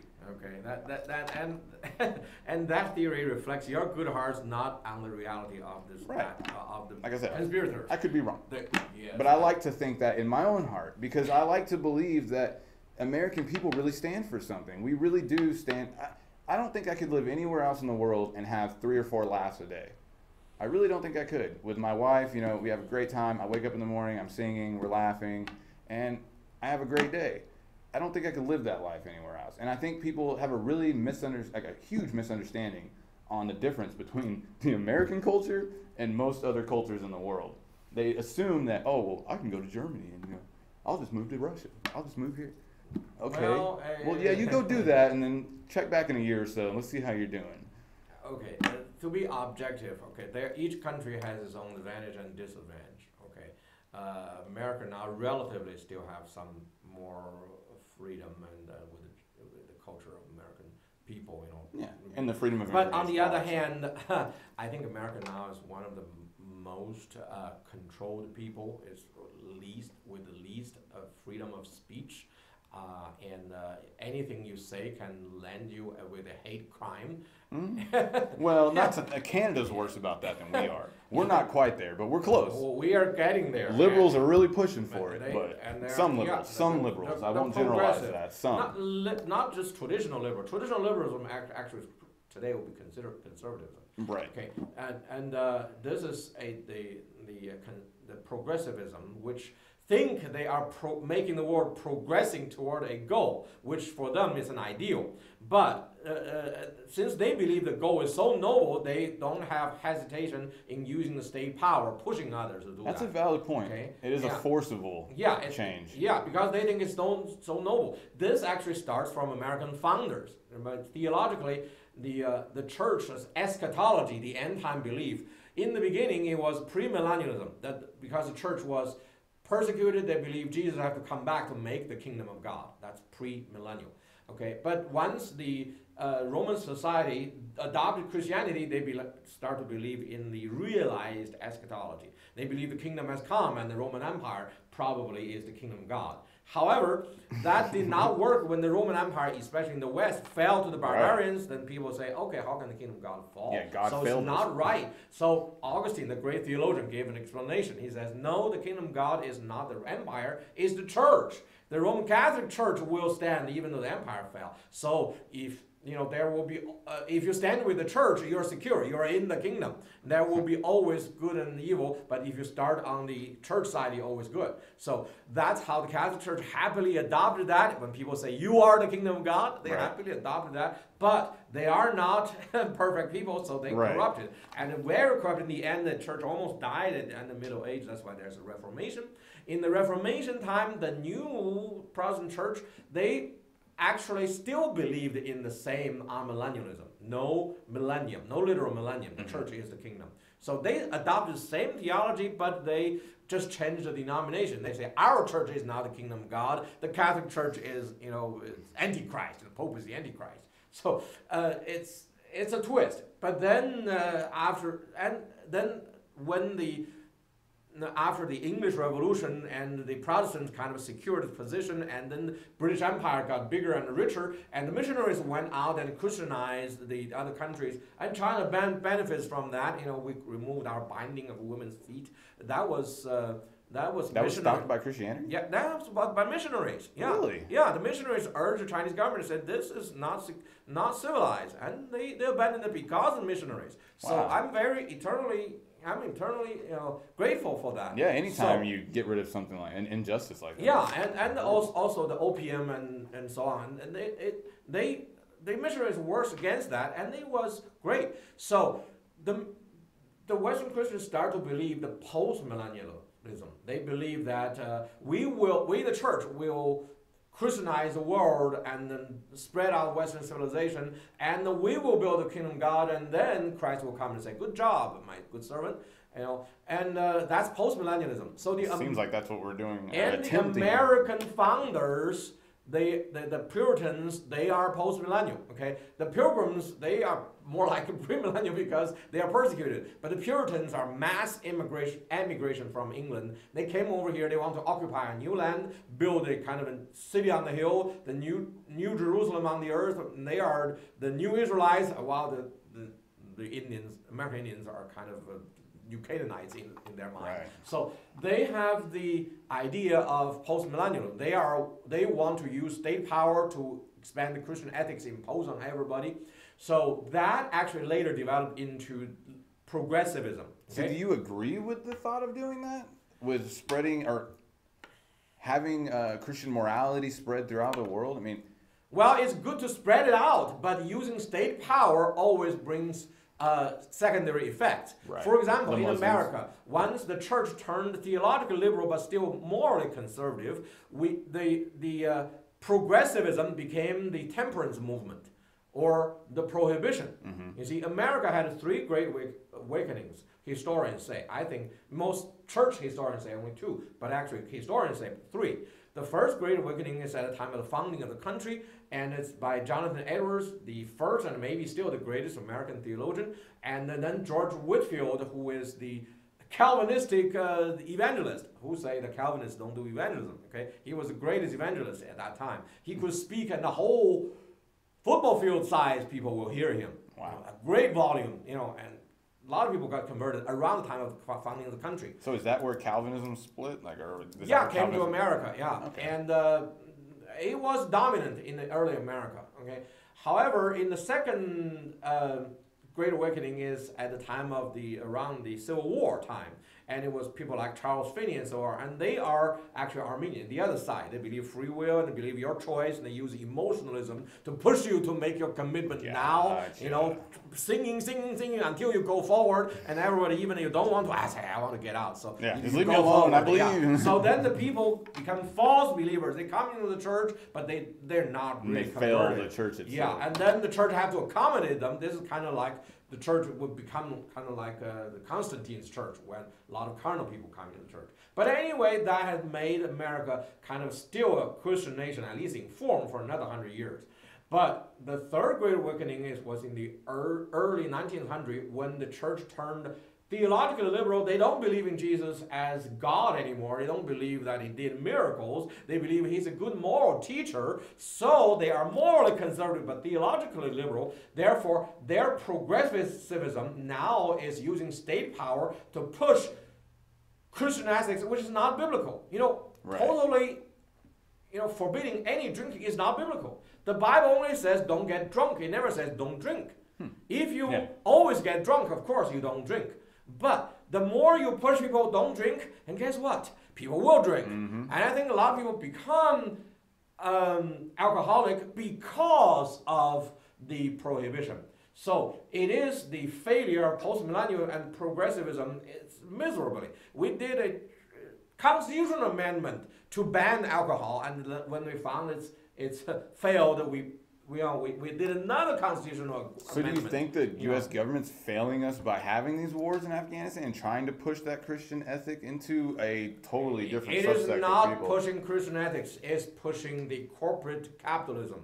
Central bank and the war. This is corporate capitalism. Well, but they are trying to change they are trying to make what they call moderate Muslims, or Muslims that align with the morality of Christianity. That is done by the missionaries. And the missionaries change people by suffering. You go there and live with the people and suffer with them, okay? Not go there as a lord to rule over them. And then you don't make true converts. You make just people who are carnal, who want your candies, okay? And that's not real converts, okay? The missions to China, you can see that. When the denominations went to the coastal city of China with the colonial power, where they live in the great houses, they spread the gospel to their servants, that is not creating true Christians. That is creating what we call rights Christians, for both rights. And once the communists came and the rights Christians all became atheists. It's not true. But Hudson Taylor and China Inland Mission, they went to inland China and they lived like Chinese, dressed like Chinese, raised long hair, with braids like the Chinese, and they ate like Chinese and they suffered like Chinese. So that's how they earned true converts. Okay, Christ came here to suffer in order to tell us the true. In a way, in China, they kind of saw the peacefulness that those people had during that subjugation or during that suffering. You see, Christ's kingdom is a spiritual kingdom. It's in people's heart. It's not the power. It's not visible. The Jewish kingdom idea is a visible kingdom. You must have the people, the land, the temple, and the power. That is thinking in the primitive children's level. The son's level in the household of God is the spiritual level. Okay? The spiritual level is that we're not bound by these visible things. People, nation, land, power. We are now here for character reformation, for moral transformation. And that creates a new person in the soul which will last forever. And when you're resurrected, you are in a body without sinful nature. Therefore, you have a good character and transformed character, and you have no sinful nature. Therefore, the world will have everlasting peace. But before then, you won't have it. You want to use power to keep it? Well, guess what? Now America have hundreds of bases in the world. Do we keep peace? No. We just, make sure we are in control so we can still take their resources. Okay? And that is still selfish. That's still basic thinking. And we cause mass suffering in doing so. Oh, yes, we do. And I believe that ever since the 19th century, there is no just war, I think. Oh, yeah. There's no just war. I'd have to agree with that. Yeah. Well, to an extent. But the Afghanistan war is the one that really kind of bothers me because it seems like it's been forgotten. People, it's kind of the norm now that we're in this war. It's like, oh yeah, Afghanistan. It's almost like saying I'm going to New York. It's like people just know Afghanistan. Oh, Well, did you hear about Afghanistan? Oh yeah, Afghanistan. It's almost like it's like a Puerto Rico to us. Well, almost. actually, in the 1990s, actually, I think everything turned in the late 80s when George H.W. Bush became, well, first VP and then president, and then Clintons, which are really his friends. And everything turned in America since then. In the 1990s, there was a thinking group called PNAC, Project for American Century. That's what called the new conservatives. Okay? These people used to be Democrats, and now they're turning into Republicans. But they are not real conservative in tradition. They are neoconservative. And neoconservatives really made conservative into everything that about Israel. Okay, that if we will fight wars in the Middle East for Israel, then we're a good conservative. Well, that's one side of it, but not all of it. They kind of emphasize, I think, overemphasize it. So they have made a plan for America to fight over and overthrow 7 countries in the Middle East. They're all Israel's enemies. They really have no problem with America, but they are Israel's enemies. Well, they do now. Now, yes, after we have overthrown all of them. Yeah. We have done 5 out of 6. Syria was incomplete. We have done Somalia. Only because Russia stepped in. I really believe that. If they hadn't stepped in, we would. Somalia was done by George H.W. Bush. Okay, and then the Clintons, I don't know what they did, but they did Bosnia, and then we have the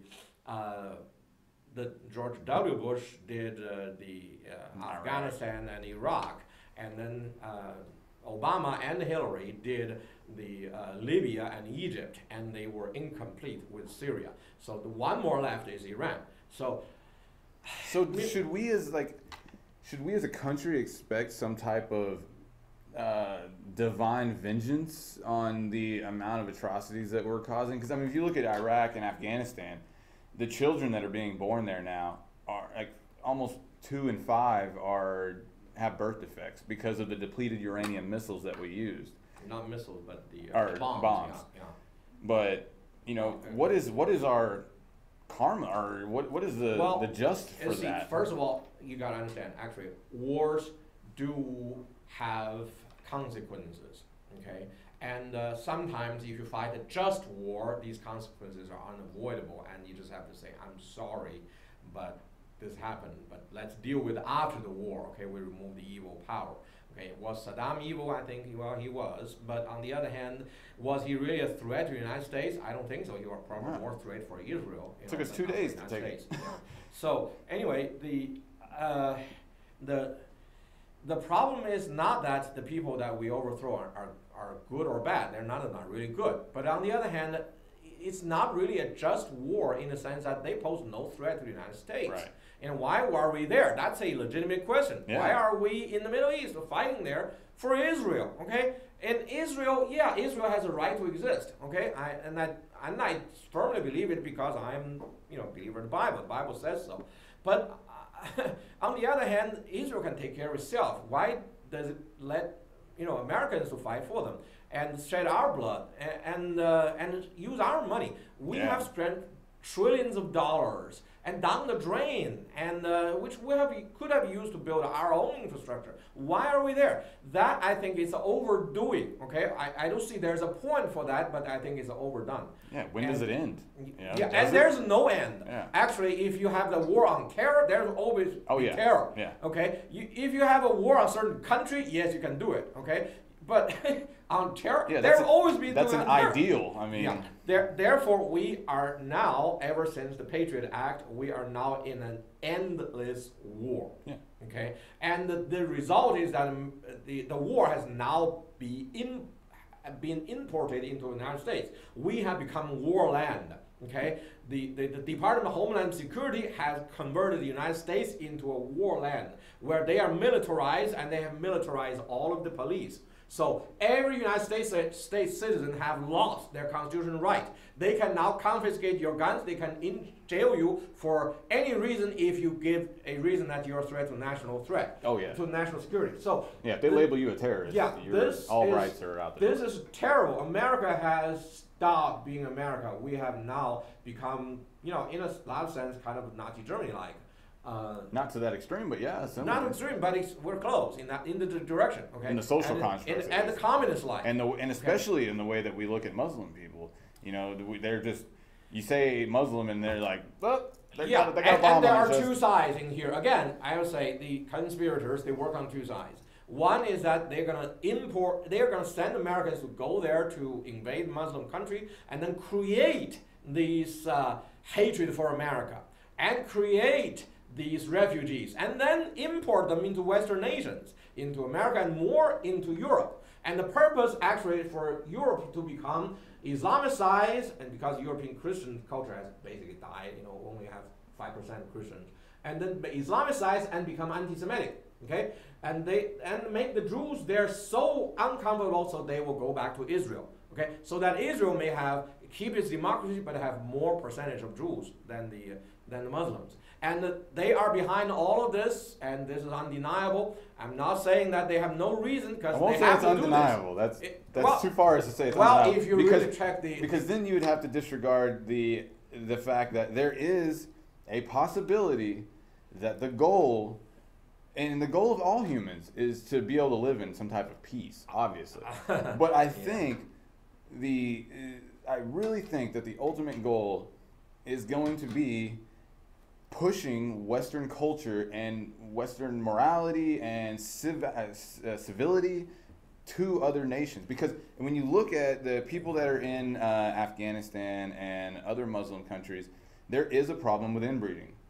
There's a serious problem with inbreeding.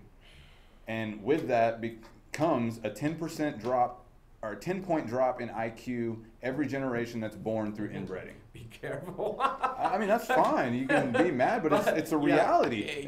Yes, there is. The French actually passed a law so that they could stop them from inbreeding. Well, if you really want to go there, there is a book called The Bell Curve. It's politically incorrect, but it was done by Harvard professors, okay? And one is Jewish, okay?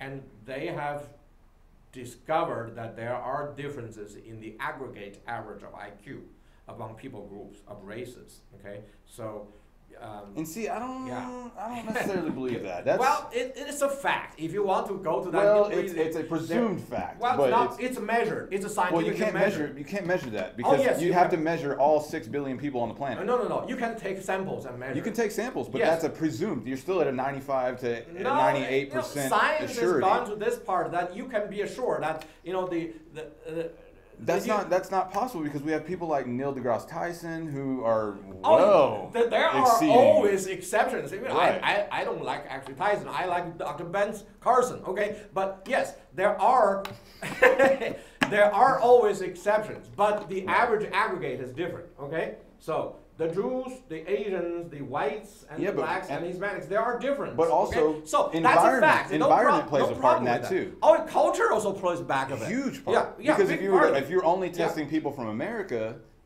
then you're getting a distinction on that based on the educational system that we have. Issue? See, the problem is not that factually there are average difference. The aggregate. Right. We know that's not. We know that's the difference. You look at NBA. It's 70% black, almost no Asian. Okay, why? Because there is one Asian. Oh, there was. I think there's a couple. Maybe a couple of them, but they're smaller and thinner and they're fragile. Well, that's genetically. Yes, just genetic. We're talking about intelligence. Same thing. If the same thing with physical, there's same thing in the mental because thing. Physically you are built based on your DNA. But education, intelligence is built on environment, experience, education, availability of resources, if you're able to eat, drink. Well, it's more complex, of course, It's more complex. But on the other hand, there is a factual difference. But the problem is not that there's a fact. The problem is, why is this an issue? Right. Do we say that people who have lower IQ have less humanity? No. You know? Right. And I think that's where if we go that way, then okay, then it is right to euthanize the Down syndrome people. Yes. You think it's right? Hmm? They have flawed genetics. But it taints DNA as itself. Very few Down syndrome people get married and spread it out. Okay. Yeah, but listen, if a Down syndrome person marries a regular person, there's a 25, I believe it's a 25% chance that their child will have Downs. No, that is still evil. Okay, If if they marry another Downs, it's a 50% chance. That is genetic deformation. I mean, it's a deformative disease. It's actually right now, if you want to say, don't get me wrong, I'm not saying we should go out and mongrelize all races. I'm definitely not justifying going out and killing all the Down syndrome people. There are definitely great Down syndrome people are the sweetest, but what I am and saying, actually they are intelligent. They're just not good in math. Well, they're not good in or social. Well. They're not good in a lot of things, and it's because it's a genetic defect. Yes, but they are the kindest people. They can't, in a sense, they can't see people as evil. They see everybody as good. So I just think they shouldn't be allowed to breed. To be honest, we can breed out certain diseases if we wanted to. Well, in that sense, there's. I mean, not trying to go into eugenics, but I mean, you can to an extent. Why don't we, to tie up the people who are rapists? We should, chemically castrate them. Castrate them, okay? But I'm okay actually, with that. That's just. I think if you rape someone 3 times, you get castrated. But that is for a crime. That's just because that's for a crime. But the Down syndrome people committed no crime. Right, but they're born with it. Okay, it's not their fault. I agree, but like I said, it shouldn't be able to breed that into. Well, very few of them do breed anyway. Well, I mean, but they do. Yeah, but it's a small probability anyway. They're generally dying out. It's a result of environmental contamination and radiation. When you look at the American society, smart people don't breed. That's why there's less smart people. Because we have hillbillies out in the country who are having 10, 12 kids. Well, that's in all societies. Well, actually. I know, but I mean, I'm just using America as an example. But but on the other hand, some people who are from very hillbilly background can become pretty smart. There's geniuses in everything. I mean, there's always going to be that one person who's just a genius. If they don't have opportunity to get education, they don't develop that capacity. That's like Howard Hughes. Howard Hughes created what we know as commercial air flight. He also created the first motorbike when he was like 13, and he was living in some rural town in the 1910s, 1930s. Right. Again, the genetics determines your capacity. Education fills the capacity. Okay. No, though. Like you just said, Down syndrome people has a limited capacity. But that's because it's a defect. No. If you have 2 normal people, or quote unquote normal, inbreeding have limited their capacity. That's because inbreeding causes defects. Well, no, it doesn't cause defect. It just makes the existing defect manifest. Well, right. It gives the defect a chance to propagate. The defect is from radiation, and it's from in our DNA. Right. But when 2 people who are damaging different places, they are far relatives, which for everybody in the earth are far relatives. Right. And the good side and bad side together, they will get repaired. It doesn't become manifest. Okay. Right. It's a hidden gene. Okay. But once it's close relatives, they are the same at the same place. Defect take control, then it become manifest. So that's what happens. So when they become manifest, then their defects become evident. And then that limits their capacity. No matter how you educated them, they will never get high. I agree. Okay? So, again. But on the norm, genetic in the growth, norm, average, most people, many centuries and culture of living have caused different people group have different maximum capacities. Okay? I don't know that's true. I can't believe that. I'm sorry. Because that would be like saying that a Chinese person or an African can never aspire to be as smart as a Chinese person. No, it's called aggregate. It's like back bell curve. There are always extensions. Some very smart, some very dumb in every group. It's the center, the medium. So they're saying certain groups have more of those.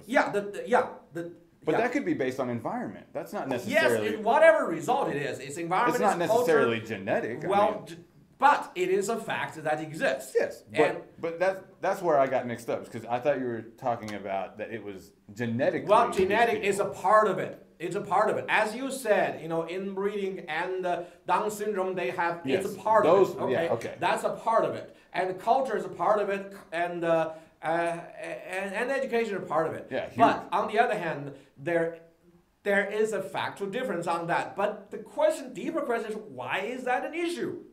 Okay, again, it reflects the society of viewing humanity based on its utilitarianism.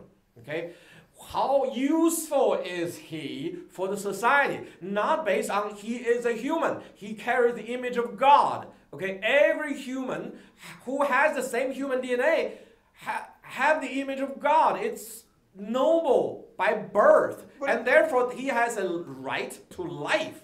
Okay, he may have different achievements or usefulness for society, but it's irrelevant about whether he should live or die.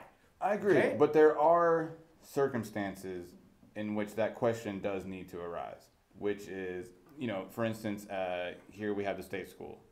There are people there that the state cares for, tons of money that gets spent there. Right. Not saying that we're talking about the money. I care less about the money. What I care about is what kind of life are these people living? Well, the best they could. There's those people out there that are bedridden. They're laying on a bed, and they have someone come in and flip them over, and that guy could have a bad day, and he decides to just be rough with them. Actually, there are a lot of abuses there. I know that. But on the other hand, what kind of life is that? That is the result of a Christian society caring for the disabled people. Okay. If it's in a Greco-Roman society, these people have already been euthanized. And see, I care for them enough to give them an opportunity to be euthanized. What kind of life is that? See, the problem is for them, do they have the free will to decide? They don't even have the cognitive ability to decide. Then the others to decide for them? And that's what I say. What kind of life is that? Well, it doesn't matter. You're literally it's a life. shell. You're a shell. Doesn't matter. It's a life. It's better than death. Death is irreversible. Life, there's always a possibility. Maybe there will be a cure in the future. See, I agree, but you can't. That's my side of it. That's what I mean. You're not yet in the Christian side, so you're not thinking about absolutes. You're thinking about values from practical sense. Well, and values for them. Also, I'm not thinking about it from my perspective. I'm thinking about it. If I was bedridden, if I'd gotten a car wreck today and I was paralyzed from the neck down. But you're not them. You're not them. They are not giving you this opinion. They're not saying, okay, I don't think I'm living a life. I have an ideal life. I don't think I've reached that ideal life. Therefore, I don't want to live. I don't think they are that idealist. They are glad to be alive. They can't be because they have no cognitive function. But again, that idea is related with the post-millennialism, with the progressivism, which they have a conceptual ideal society, and they think is so noble, and we will use all our power, state power, and enforcement to push everybody there, even though against their will. Again, I'm not talking about the society. I'm talking about the person. The person inside of that shell. But if you don't give room for the individual person, you just love the absolute. People who love humanity, the absolute idea, very rarely love an individual human. Okay? You see, the progressives, they would kill a human to make humanity go to a certain ideal stage, like communism. Yeah, we do it all the time. So that's why I would say, if you love this absolute, humanity, but you don't like individual humans, then you're a hypocrite. I see your argument. What I look at is I always look at things 100 years down the road. If you have these genetic defects that are popping up and they're being massively populated across cultures and societies, and we have a huge spur in life right now as far as the amount of people that live on this planet. And in doing so, we're going to have more defects over time. Not necessarily, not necessarily. Like you said, through breeding. Well, if they stop that kind of inbreeding culture, and Muslim can really increase their average intelligence.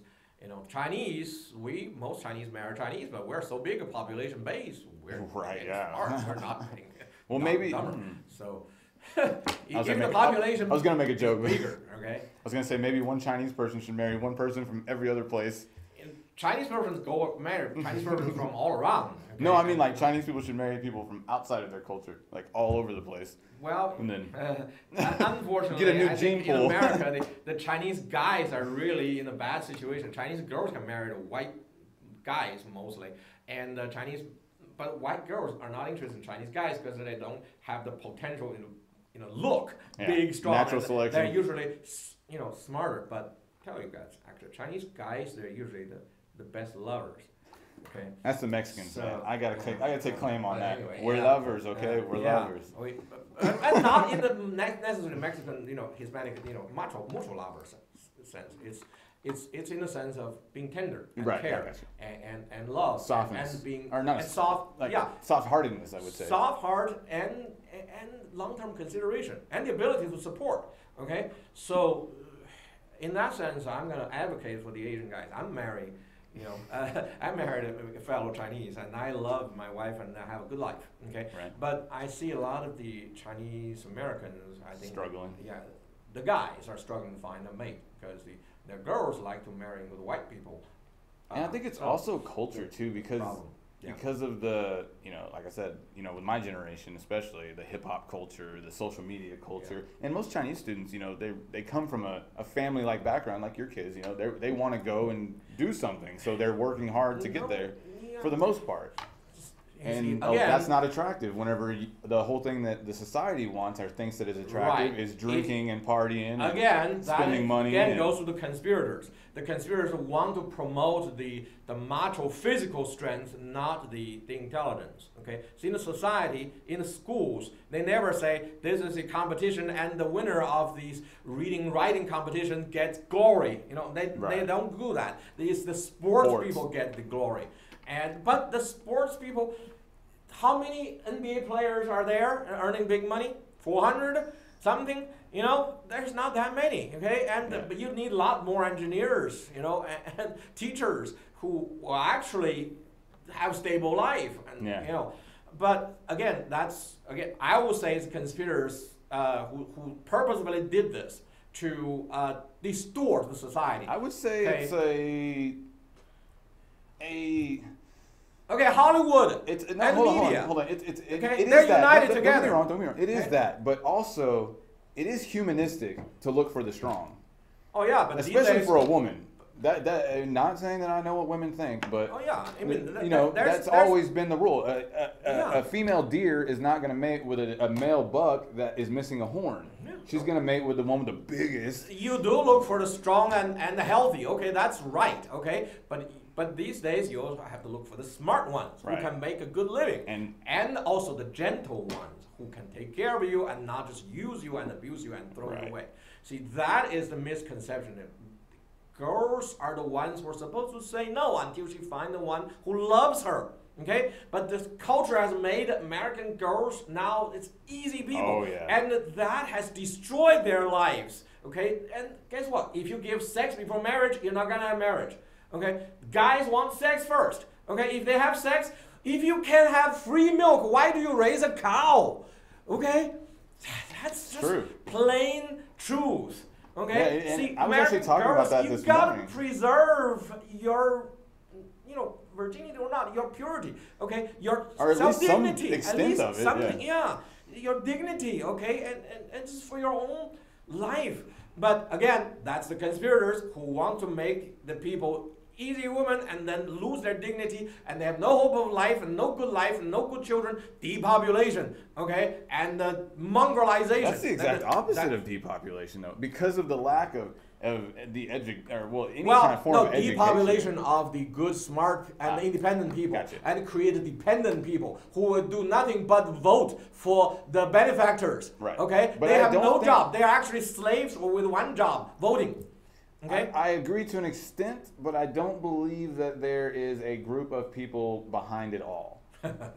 Well, you can keep on sleeping. No, it's impossible to do that. There are so many different variables that go into the thought process behind a woman deciding to have sex and then have a kid and then all these other things. Again, it's not just that they're being told to do this. But again, monkey see, monkey do. To an extent. If you put that because there are females out there that don't. Oh yeah, but those are the Christian females who have absolute there are non-Christian females that yes, and there are. But again, where does ethics come from? It comes from the biblical teaching that, intuition, that is conscience. Conscience, again, is part of God's image in you. Okay, even non-Christians have conscience, but the problem is the conscience can easily be seared unless you have God there helping you to come back to this truth, absolute truth, one truth. Okay, God created mankind in His image, man and a woman. You know, Adam and Eve, not Adam and Steve. Okay, so they are supposed to have a relationship, and the man is supposed to love the wife, and the wife is supposed to respect the man, and then they all get love and respect, and that's a stable society to family to produce healthy, descendants who get a stable heart when they grow up, not damaged heart. But there are, okay? I mean, and then they can at the same learn time, and go to higher situations. There are people, or men and women, who are fine with being promiscuous. They enjoy being promiscuous. Well, there is a pleasure in sin, to be honest. Right, but okay? they don't. There's not a conscious thought behind it. That's because their consciousness, their conscience has been seared. Okay, right. They have been told that if you keep yourself a virgin, they say you are, you're not these days. Okay, and people get proud of how many girls I've slept with. How many guys I've went out, and that is, again, that's the power of media and the entertainment. Well, it's monkey sex culture, see, yeah. monkey do. The sex culture didn't come like that until 1960s. Okay, yeah. Before then, even Hugh Hefner came out and said he wished he had never unclothed women in his magazines because it took away the luster of getting to know a woman. Now, he came from being pastor's kid, so yeah. He knew what is right, but he rebelled against it and to the I'm not saying that women shouldn't be free to do whatever they want. I mean, there's girls that walk down the street flashing people. I mean, hey, you know what? You're young. Have fun. You're young. Okay, what does that earn you? Dignity? Power? Girl power? Really? In a way, it does for them. No. Because they're so open with their own body, they're happy with their own selves, that they're able to do things like that and not be scared of the reaction. So what do they get out of that? Okay, do they, since doing that, which man would like to marry a girl like that? Okay, do you want your wife to go out and expose herself? I personally Never. don't. Okay, I personally don't. That's what I tell you. Say, but there are swingers and things like that. That's the hypocrisy in men. Okay, if there's a girl exposing herself, we will look. Okay. But do we want our wives to go there? No. Our daughter, absolutely not. But that's not all men. That's not all men, though. That's the hypocrisy of all men, I think. If not all men, most of men. Because there are swingers, and there are men that like to watch their wives have sex with other men. Well, again. There are those subsects of people. But that, again, came from ideology. Let me tell you the truth, okay? That, again, came from ideology. In the year 1666, see, that's too good. It's too good to be true. Too good to be true, but it's true, okay? In the year 1666, in today's Turkey, at that time Ottoman Empire, there is a Jewish rabbi who came here and says, I'm the Messiah, okay?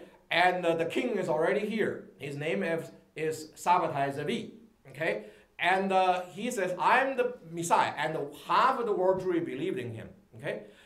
However, and he says, I'm going to collect all Israel, I'm going to march back to Jerusalem, I'm going to restore Israel. And everybody believed in him. But then, when he was threatened by the Sultan of death, and saying, you either convert to Islam or we will kill you, and he converted to Islam. Are you serious? No, serious, that's true. But again, I'm not trying to promote the prejudice against the Jewish people overall. No, there is a section. Yeah. There's a section, okay, of the modern conspirators, evil people who are Jews, okay? And I'm pointing only to the satanic portion of that, okay? And most people have no idea what's going on. But in 1666, okay, it's Sabbatai Zevi. It's one of the 50 false messiahs among the Jewish people, okay? And he had the power of half the Jews believing him, but he converted to Islam. And he also believed that, he said that redemption is through sinning, okay? Now, how did he come to that? That's what I don't understand. See, that is the amazing part, that beyond beyond because that me boggles too. my mind. Yeah, that beyond me too. But that's how he preached. He's saying, if you go low, then you can always go high later. So basically, defile yourself further so that when you do something good, yeah, it's going more up. praise. So something like that. But basically, the idea started from him that redemption is through sinning. Okay, so he will convert to Islam. He encouraged others to do the same, and then later there are others convert to Catholicism. Christian, and to. They say it doesn't matter. If you believe in me, you can convert to any religion, and as long as you do the sinning, then you are still following me. Since the king is here, the law is over. So basically, he's encouraging people to break the Mosaic law in order to restore the glory of Israel. But that is total false. Okay, and this is a heresy. And the Orthodox know that. They hate it, but these people, they gain the power. They are still calling themselves. So how did they? I mean, was there no Orthodox Jews that stood up and... Oh, there are. There are. But these rabbis were shunned by these people. And of course, these people, they were hidden. They're not telling other people. So in the 1600s, right about the Reformation, the occultic actually came from there. The occult is from Kabbalah, which is Babylonian secret. It's kind of black magic in a sense. Blood magic and stuff like that. So they went from the Torah to the Talmud and then to Kabbalah. So that is from worshiping God to worshiping self and to worshiping Satan. And that's what this section of the bad people did. They justified sinning, saying redemption is through sinning. Okay, and he's not the first. After him, there's another guy at the time of 1700s. There's a guy called Jacob Frank. He lived in Central Europe and so on, and France and so on. He actually went more deeper than that. He is saying that I'm the incarnation of Sabbatai Zevi. I'm the Messiah. If you follow me. So he's the second coming, huh? Yes, if you're following me, you have not only to sin by wife swapping, you actually have to pursue radical causes and then to pursue revolutions. So people behind him claimed to be responsible for the French Revolution, the Russian Revolution, and so on. They do take the credit, okay? They take the credit. Yeah. But there was definitely other factors that weighed in. Oh, of course, I'm not denying the factors, but they are the driving factor. Okay, the people who have the millions, like the Russian Revolution, is from Wall Street Bank. Jacob Schiff, $20 million, gave to Leon Trotsky, who took 40,000 Jews and conquered Russia, and it slaughtered 100 million people. So that is what communism came from. It is an extension of the Freemasons, okay, which is an establishment of the Satanic Judaism. So, and see, that's interesting to me because I have family that's in the Masons. I have friends that are in the Masons. Well, there are good Masons. Let's not say that all Masons are bad. Okay, Masons originally it was a union. I will say I had one friend specifically that was in the Masons that I thought was questionable because he had more pages in his passport than anyone I've ever seen and had to get more added. Right. And spent most of his time in places like Thailand and stuff like that, money where for some very questionable source. Yeah. So anyway, Freemason originally it was just a union of Masons. Then it was overtaken by this group called Mysterious Force, which was founded in AD 40, okay, by King Herod Agrippa I. Okay, he became king in AD 40, which is exactly 473 years from the edict to rebuild Jerusalem by King Artaxerxes I. And from then on, if you use the regular year, 73 years is the 69th seventh. And that's when the Messiah should appear. Okay, and there are people who try to count who is the Messiah by what we call them chronomessianism throughout history. The Hasmoneans, the Maccabee Hasmoneans, the 2nd century thought they actually twist the translation of the Bible called Old Greek to make appear about their time to be the fulfillment. Okay, so they thought they are the Messiah. They are not. And then at the time of Herod, he is in another time. It's 37 BC. He is another way of counting from another edict. Okay, by Darius I, 473 years. That's at 37 BC. And Darius gave the edict to rebuild the temple. So what did Herod the Great do? Rebuild the temple, you see? So they all try to fit themselves into the messianic role that they're doing. So what do you think we're doing now? And, well, again, let me trace it back. Herod Agrippa, he became the king of all Judea by Roman command in AD 40, which is another year as possible being Messiah. And the Jews didn't like the Herod the Great because he was an Edomite, okay, by birth. But he married a Jewish princess. So his grandson, therefore, was regarded as a true-blood Jew, even though he grew up in Rome. Okay, but he was told that we have to fight these heretics, which are the Christians. Okay, so because Christ in AD 33 died and resurrected and so on. And if you use the prophetic year, okay, which is revealed in Revelation in AD 96, it says actually in the prophecy you count by 360 days a year, not the regular 365.2422 days. So if you use the prophetic year, it's 476 years, not 483 years. I got you, because of that. So yeah, so then you get you get AD 33 as the fulfillment, which is Jesus' time. And now Herod Agrippa the First is AD 40, and he thought he's the king, and the Jews thought he was the Messiah. And then they said we need to fight an organization to fight these forces. So he authorized the organization called the Mysterious Force. Okay, and that is, well, there's document that you can find out now. I'll have to look it up. Yeah, the Mysterious Force. Just when I hear names like that, or when I hear like 666, or Yeah. I hear, you know, the world power, I'm like, well, you like it or not, you know, look for in But it's- Vegas, it's- 23 guns in room in the 32nd floor. It's- What is 2 divided by 3? Well, 666. So you don't like it, it's there. It's a declaration. We did it. I know, you can't but- do anything about it. You know. how did 666 come about? Well, the Bible says that when the Antichrist comes, his name was somehow related with 666. Okay, 666. Like, in what context does it say that? Like, Well, the Antichrist his name will be somehow related with, that's just said, 666. You know, ancient people in the Greek and Hebrew, their letters are numbers. If you add them up, there's a number. Okay, so maybe his name will end up to be 666. Who knows? is there a 666 page in the Bible? Oh no! Oh well, there are more than that. Yeah. Well, I mean, is there a 666 66 page. And if so, sure there is. what's on it? yeah. But it depends on what kind of print you have, right? Big print, small print, True. and what language. So you can't. That Yeah, doesn't determine really. I know. anything. I'm just making a joke. But 666 is kind of a symbol of Satanism. Okay, people who believe in it. You may not believe in it, but those who believe do believe it. Okay.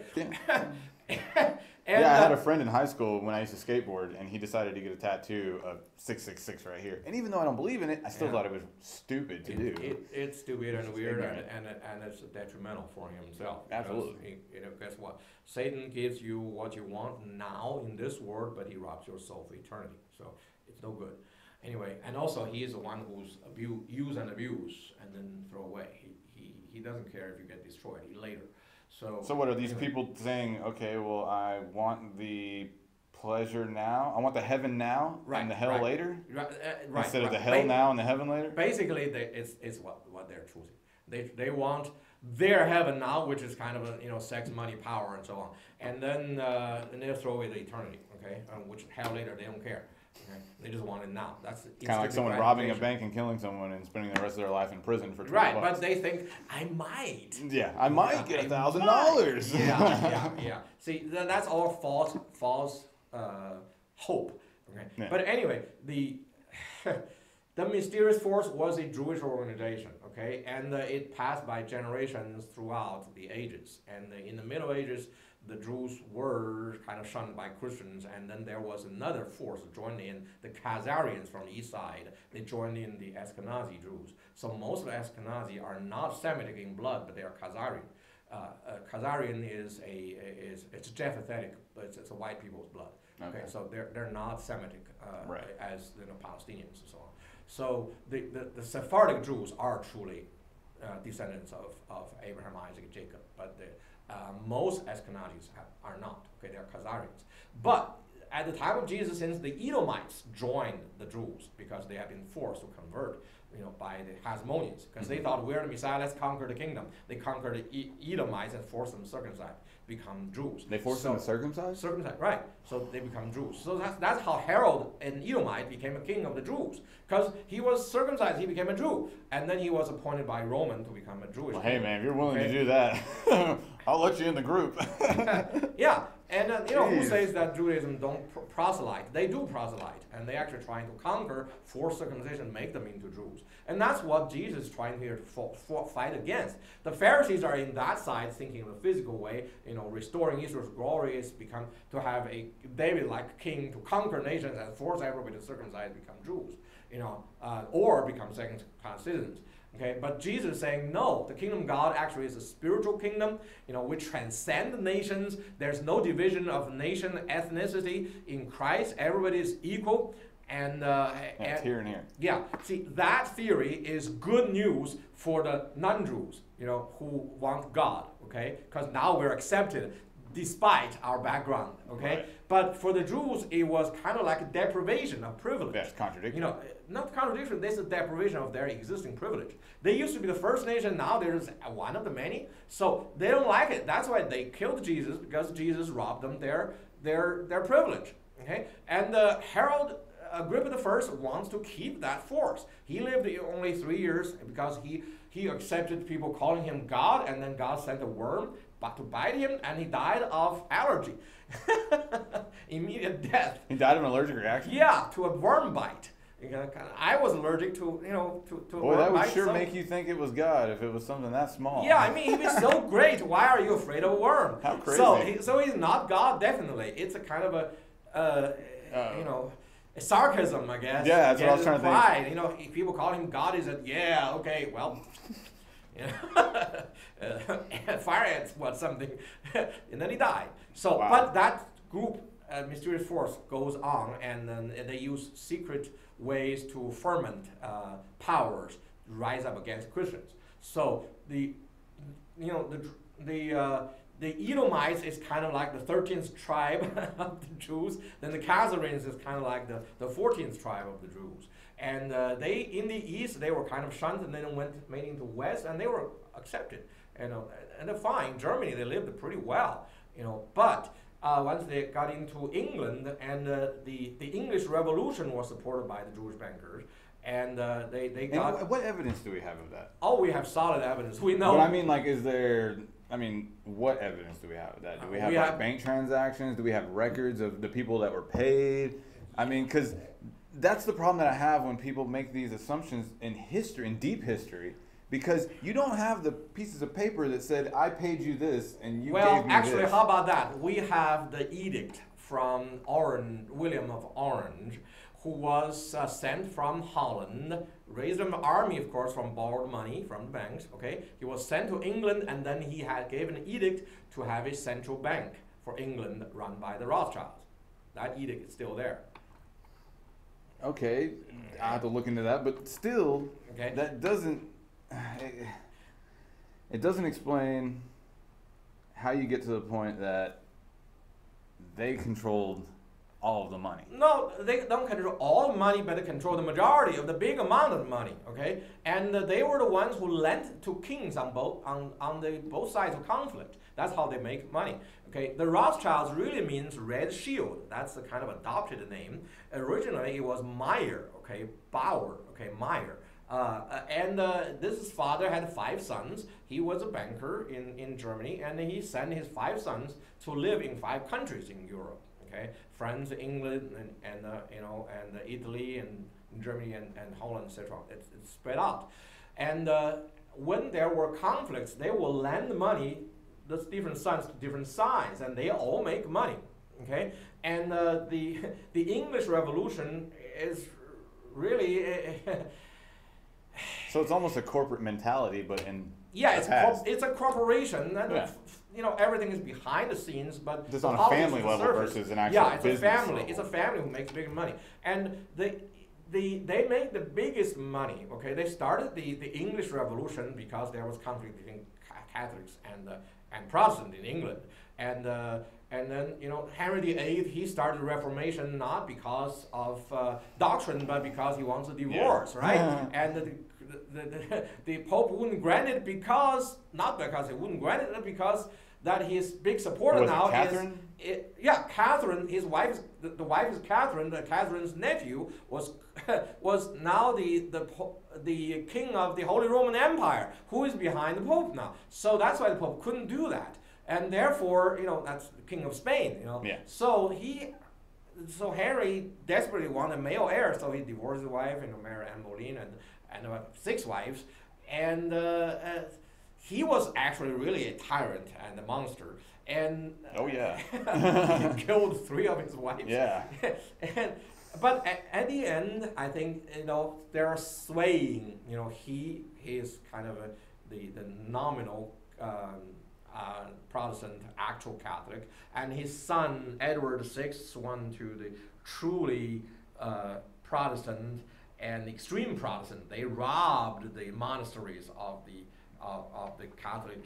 Oh, I'm sure his took away sister, all of because his their- sister was the one who promoted Catholicism, right? Mary, Yeah, and Mary then once Edward died, and Mary, the firstborn, became queen, Gotcha. she That's returned when to that happened. Catholicism. Okay. And she killed some of the Protestant leaders, and that's why she's called the Bloody Mary. Okay? Right. It's not that the Protestants didn't kill Catholics either. Yeah. Okay. So, but Mary was called Bloody Mary, and then Mary died, and Elizabeth became queen, and Elizabeth was kind of a balance. She made the English church old bottle with new wine.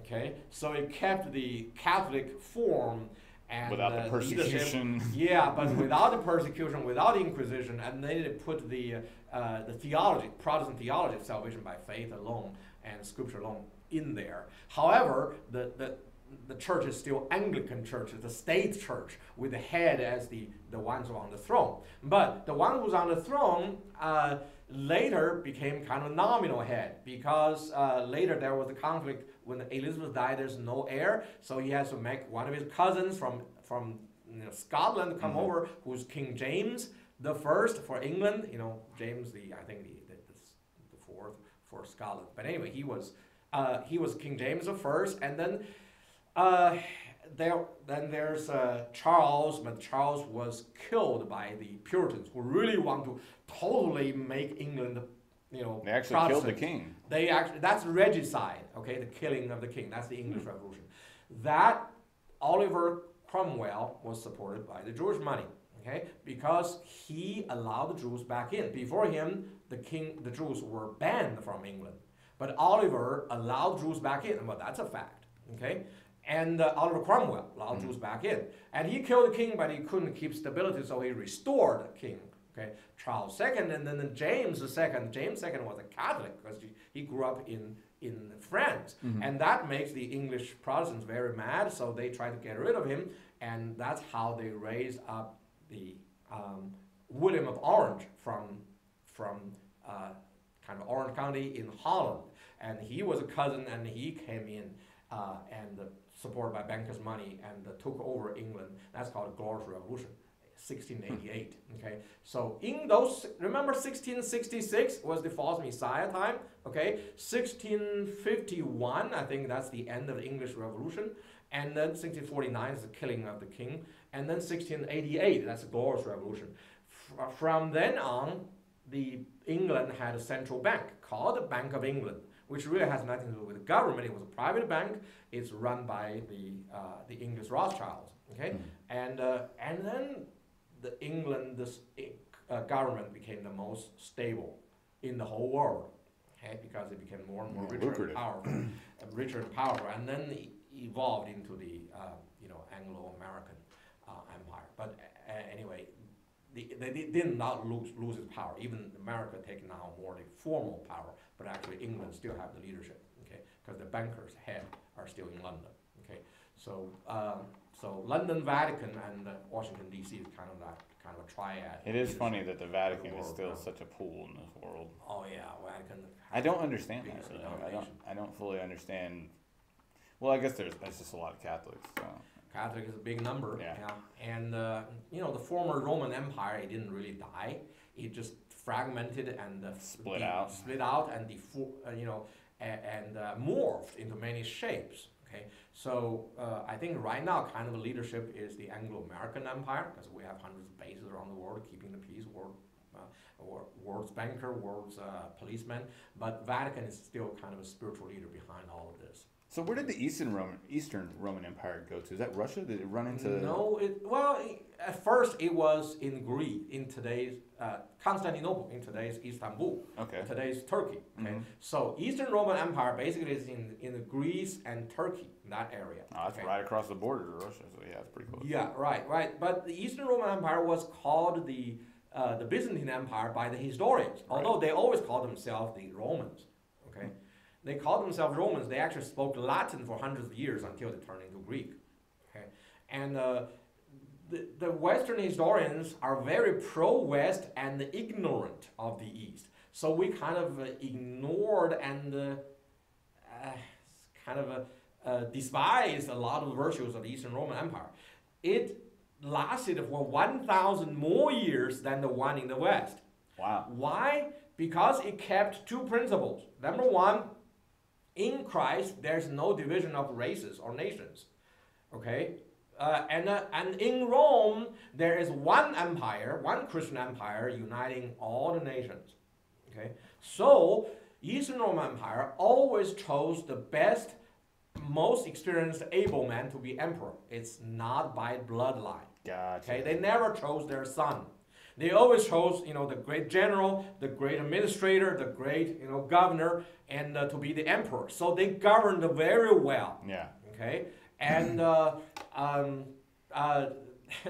they lasted 1,000 more years, okay, than the West. Okay, and they also, the Jewish problem is always a problem for both the East and the West. In the West, kind of allowed them just to roam, but with a certain limit. In the East, they put a ban on them to enter education and finance. Even with their belief that Jesus, with the first statement that you made, what was it? Jesus. In Christ, there's no division of except the Jews. Yeah, except the Jews, because the Jews are strongly anti-Christ. Gotcha. Okay. So that was the reason. Yeah, that was the reason, because they're really anti-Christ. They say Jesus is not Christ, he's false Messiah. So because of that, and they always unite together to have a force. In a way, was Jesus not speaking of, or in that context, Jesus not speaking of globalization in a way? Yes, in a sense, he's talking about globalization, but in a spiritual sense. Not talking about one empire. He's talking about believing in Jesus and being transformed in character. Man used to be selfish and prideful. We only want to gain for ourselves or favor people who are just like us. Have a harem and right, and I favor people of my country, my state, my school, and the Chinese are worse in this. Okay, clannish and it's bad. But in Christ, people start to recognize every human being is a child of God. Even though good or evil, we have the image of God. Have a basic value, and of course the good people are those who are in Christ. They will transcend the race, nation, and ethnics, and therefore they can have peace. They will tend to forgive rather than avenge. Okay, and that's how we have peace. Okay, and we tend to give the other cheek rather than revenge with 3 times more, 7 times more. So that's how we can have peace. In Christ alone can the world have peace, can the country have peace. The Europe had peace for a lot of time because Christian Empire, the Christian Roman Empire had peace for a lot of time is because they adopted Christianity and it fostered this sense of self-deprecating, self-sacrifice, love of God, love of country, and forgiveness and acceptance, and that's how it was. It accepted the Jews. They didn't want the Jews, okay? Right. It just allowed them to live, and they want to stay themselves together. They don't want to assimilate. Yeah, convert or anything. They don't want to assimilate. They hate that more probably than the evil cultics, like the Sabbatean and Frankists. That's true, because even now Orthodox Jews won't assimilate. They're not allowed to use technology. They're not right. And I respect them for that, but there's a consequence of that. That means you're kind of shunned, but that's your choice, okay? Yeah, and if you don't know anything else, then it's... Yeah, I mean, we respect that. The Christian would respect that, Okay? Yeah, it's almost like fasting or something like that. You're giving up self for your You see, cause. the Eastern Roman Empire, one of the reasons it lasted that long is that it banned the people who hate Christ, like the Jews, to do finance and education. Okay? Gotcha. That's why it lasted that long. But it was by Muslim, okay, by Islam. That's what I was about to say, okay? because Islam took over. Yeah. So Yeah, Islam is kind of like the Judaism for Gentiles, because it believes in a Unitarian God, one person, not Trinity. Okay, and it obeys the law, although the Mosaic law selectively. Okay, they don't eat pork. Okay, and so on. It's selective, living by the law. They're trying to be saved by works. Okay, and these are all the same between the Jews and the Gentile and the Muslim, and they also can do evil to Christians, including lying to them. Okay, and so that is a fact. So Islam is kind of like the Judaism for the Gentiles. So Islam did to Christians what the Judaism did to Jesus in the first century. Okay, for over 1,000 years, that's what Islam did. Islam kind of choked the Christian Europe from both east and west. In the year 633, Islam rose from the Arabia and suddenly it conquered Syria. Well, Syria at that time is kind of the head of the brain of the Roman Empire. Conquered Syria, including Antioch, I think 635. And then it conquered Egypt, which is the breadbasket for Europe. Okay? And then it conquered West Africa and conquered Spain and all the way to half of France. Okay? Until 735, I think that's when the Battle of Tours stopped the advance in the West. And that's Charles Martel. Okay, the Hammer, Charles the Martel, the Hammer. He was a Frank, and he defeated, and then he established the Merovingian Empire, and that's starting the French state. Right. And it gradually become kind of the center of Western culture in France for almost 1,000 years. Oh yeah. Yeah, and in the east, the Islam went all the way to Bosnia, to Albania, occupied them, and it was only later stopped by the Serbian Orthodox Christian. But that's pretty late. That's 1300s. And keep explaining. I've got to use the restroom. Excuse me. All this tea. I gotta use the restroom. Okay. I got. But yeah, keep explaining. I'll keep explaining. World history and Islam and Christianity, Islam and the Judaism. So Islam was the Judaism for the Gentiles, and it did to Christianity what the Judaism wanted to do in the first century. And Islam did it for over 1,000 years, and they almost choked the Christian Europe, and from the east and the west. And so Europe went into the so-called Dark Age, not because of the sins of the Catholic Church. Catholic Church has its own problem, but that's later. It went into the so-called Dark Age because of Islam.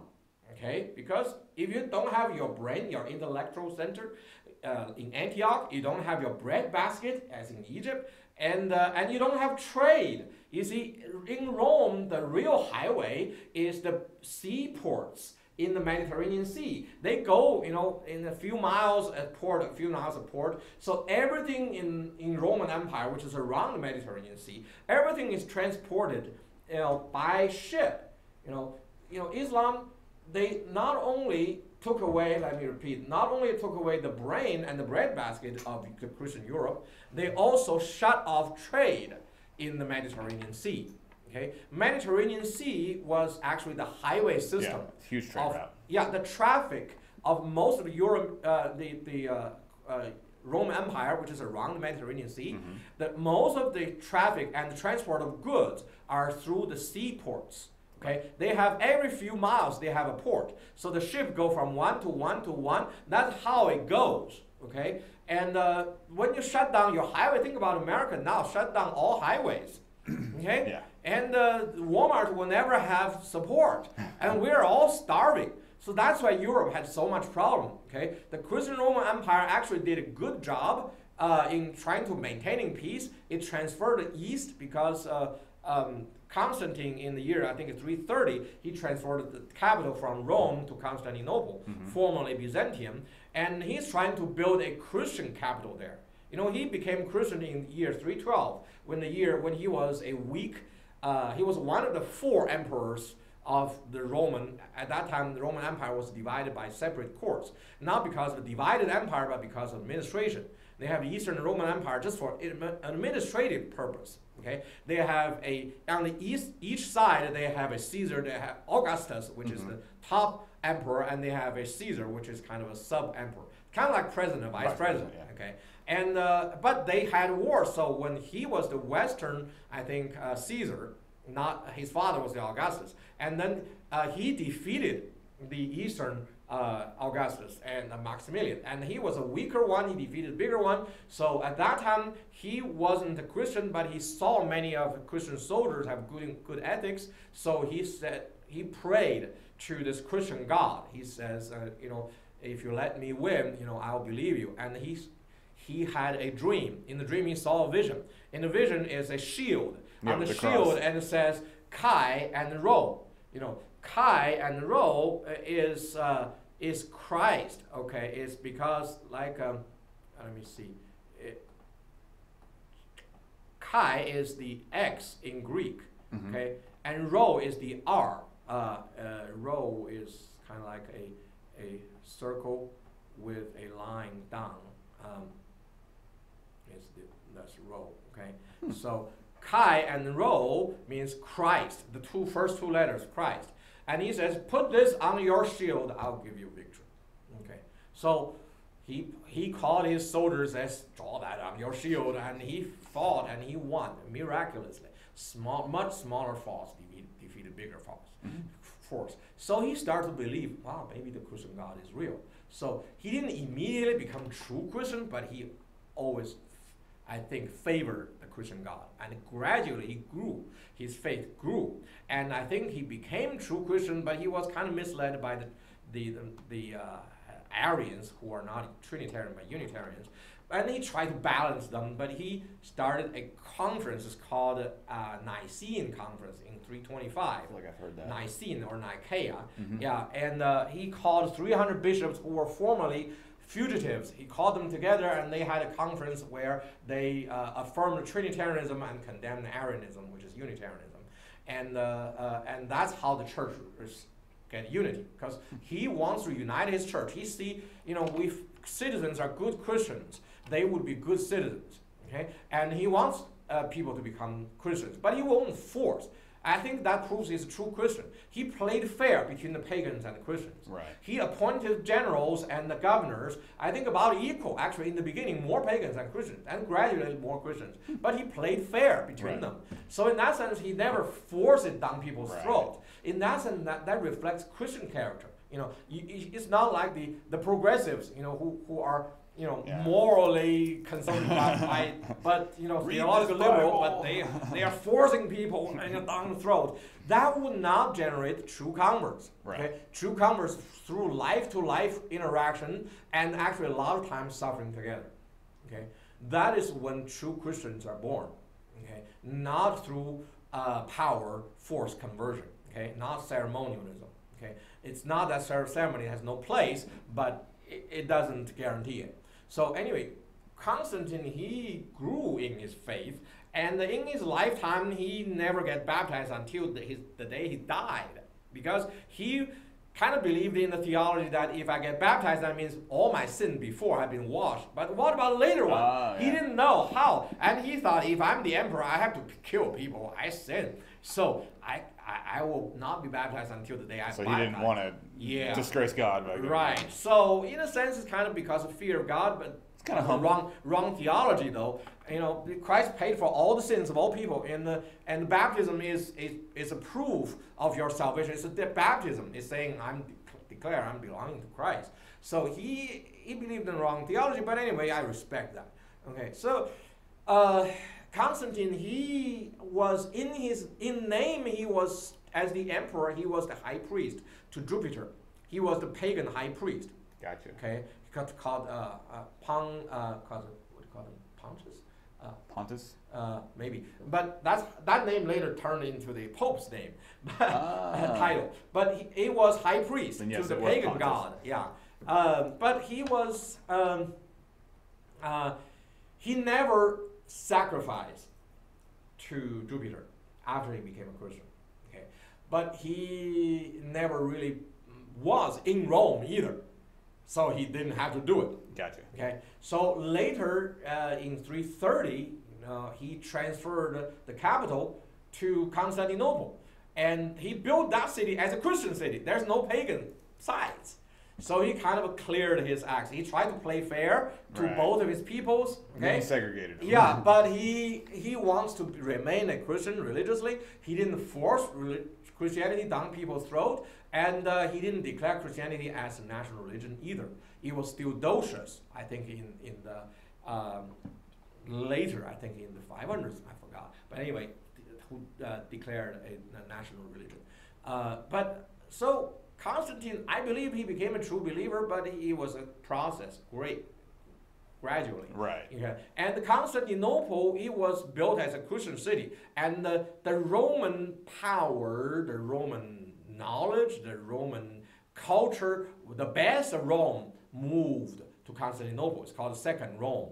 Okay, and it remained the Roman Empire for over 1,000 more years, even after the fall of the original Rome. Okay, to the barbarians. See, the barbarians are 10 Germanic tribes called Goths.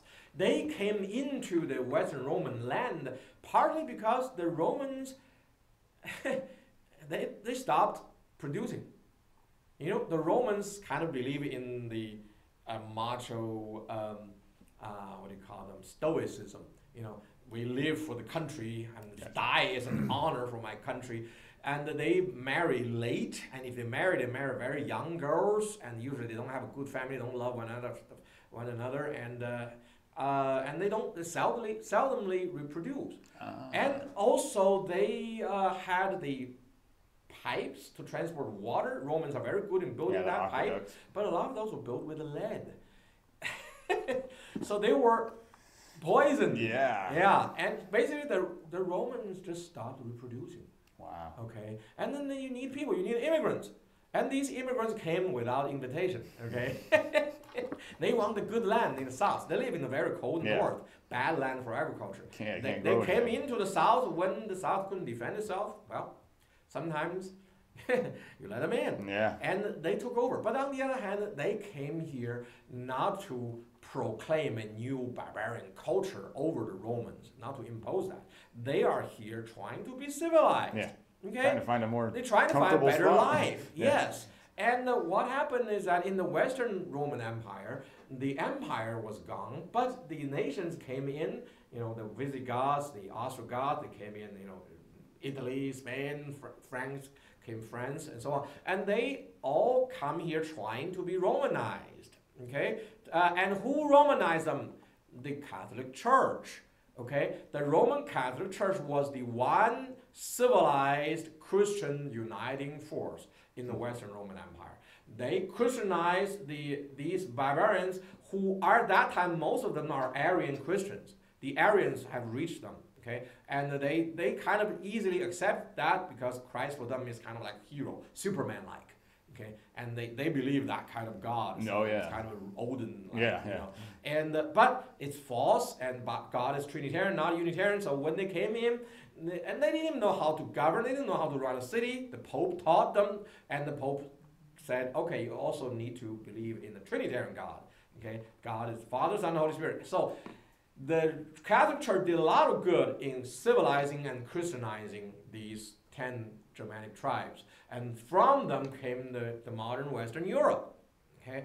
And for that, you got to give credit to the Catholic Church. Yeah, absolutely. Modern civilization came from the Catholic Church. Oh, yeah. Okay? Oh, yeah. So, but it's why not it to still deny. exists. But it's not to deny that later it did get corrupt from within, okay?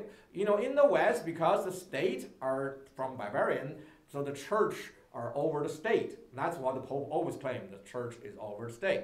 Okay. In the East, it's just the opposite, because they started from the Christian Roman Empire. When in the realized eschatology, the kingdom of God is here, but the vicar of God is the emperor. Right. Okay, and the first Christian emperor, Constantine, he convened the first Universal Church Conference, as called Nicene Conference, where we established Trinitarianism. Okay, and so the state is over the church.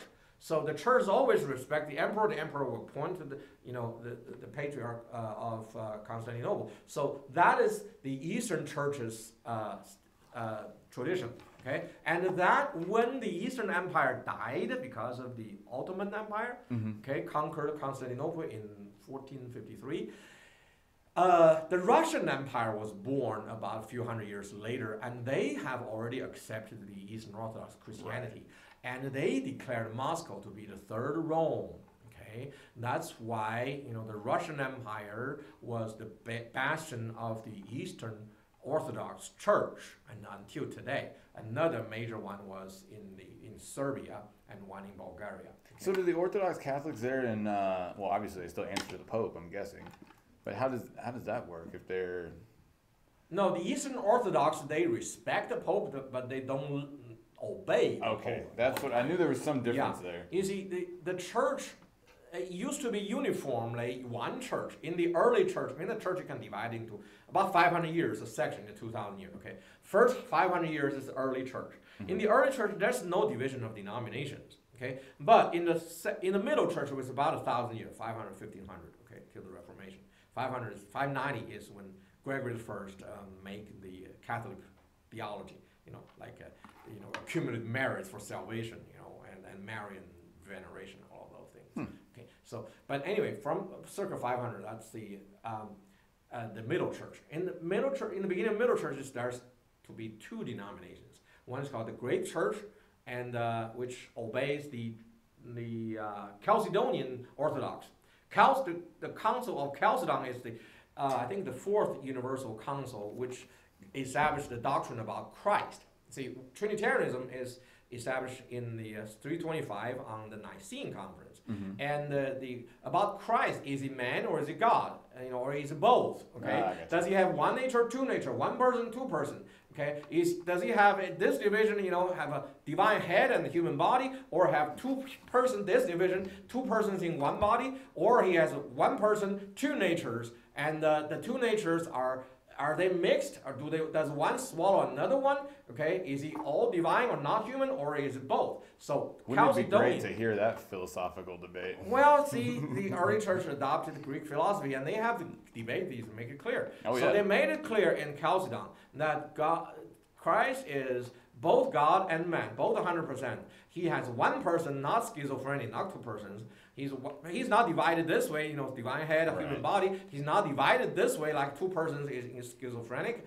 And he's not one swallowing the other, it's called a monophysite, one nature. He has two natures, but the two natures is in one person. The person have mind, heart, and will, but the two natures are not mixed, not confused, and not separable. So that was the Chalcedonian orthodoxy about Christology. Okay, and that one united the great church, okay, which is later developed into Eastern Orthodox and the Roman Catholic.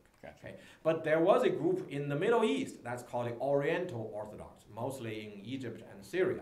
They adopted another slightly different. It's a guy called Cyril. Cyril is an Egyptian bishop who really hated the last heretical leader and who emphasized Jesus' humanity. So he emphasized Jesus' divinity. So he says Jesus' human nature did not swallow, but Jesus had one nature, but he has human nature added to it. So he's kind of have both, but really just have one. So it's kind of confusing. It's not as good as as the Chalcedonian Orthodox, but this is technically not heretical as we see today either, because he didn't deny Jesus' humanity. He just says his godliness. Yeah, he didn't say that humanity is swallowed by divinity as the last heresy. So he's not, but he's close. Okay, so heretical. Do you think that Christianity, or really religions in general, do you think there will be a fourth religion that pops up in the next, say, 1,000 years?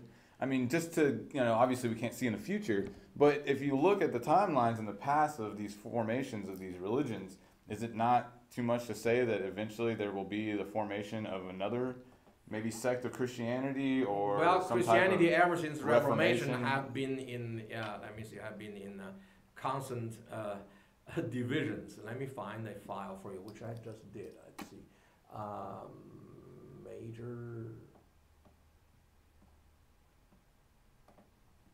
Major periods in the church age. Okay, you see the church age has early church, middle church, modern church, and postmodern church. About 500 years each. Okay, we just started postmodern. Yeah, you can see the growth in the. Yeah, in the denominations. The early church is no denomination. Okay, just different bishoprics. 5 major bishoprics in Jerusalem, in Ephesus, in Rome, in Alexander, and in Antioch. It's the 5 bishoprics. Okay, it's one denomination, one church.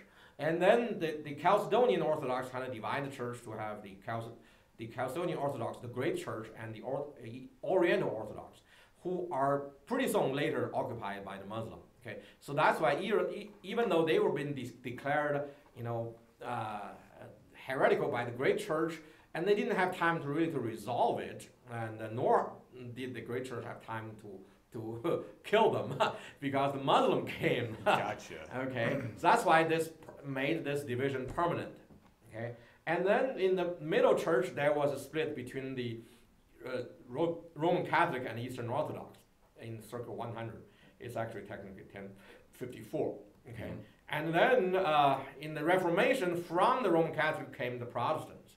Okay, and that's how Reformation is done. It's Martin Luther split out of the Roman Catholic. He didn't want to split the church, he just wanted to reform. But the church refused to reform, they kicked him out, and those who follow him formed the Protestants. Okay, Gotcha. And that's how it came about. And also it depended on the powers of the prince of the different nations. That's why different countries have different branch of Protestants. You have the Swiss one is called Reformed term, one called the Lutheran, and then the Scottish one called Presbyterian, English one called Anglican. And then the one who was prosecuted by everybody is Anabaptist.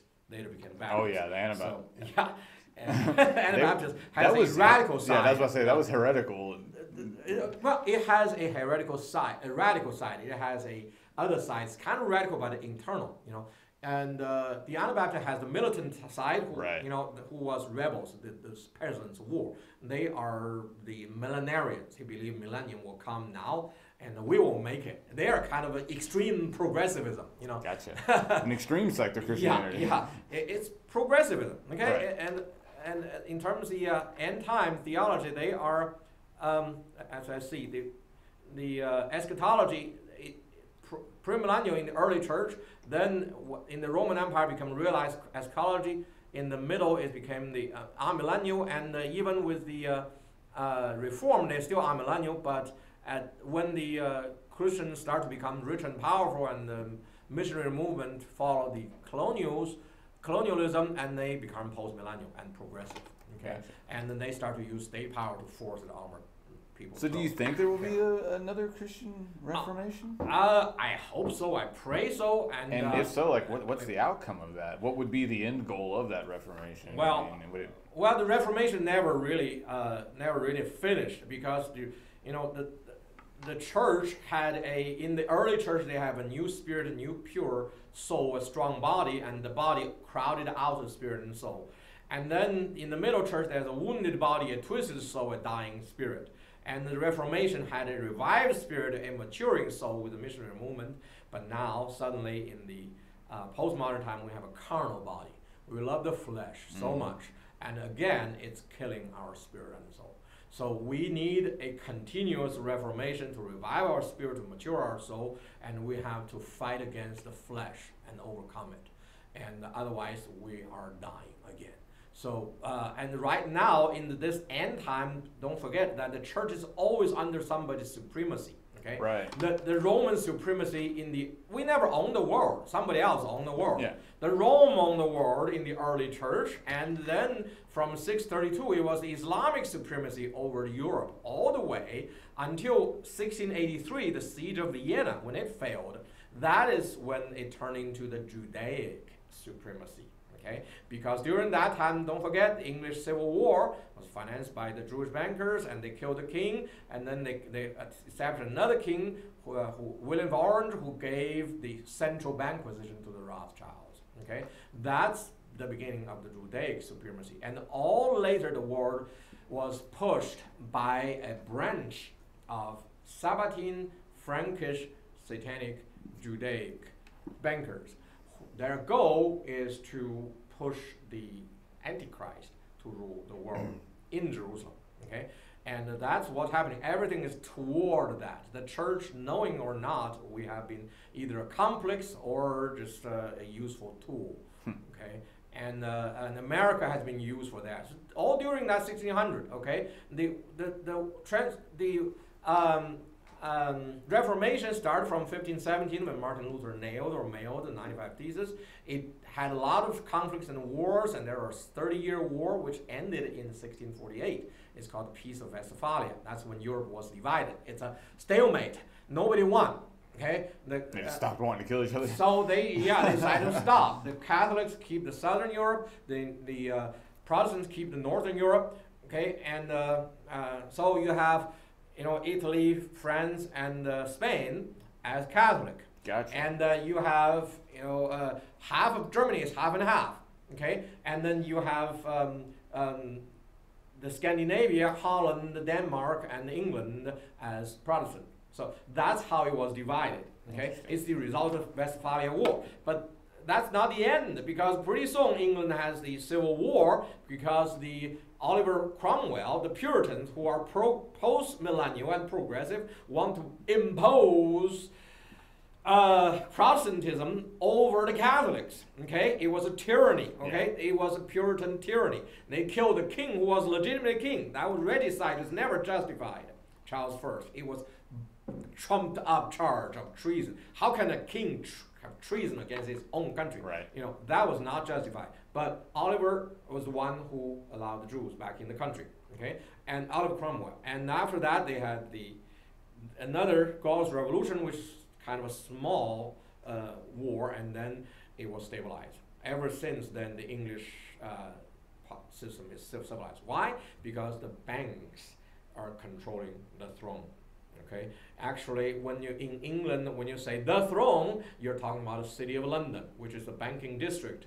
It is independent. Right. Okay, the city of London, Vatican, and the Washington D.C. are three cities. They don't belong to their country. Okay, they have different. That's actually kind of true, because D.C. is not a state.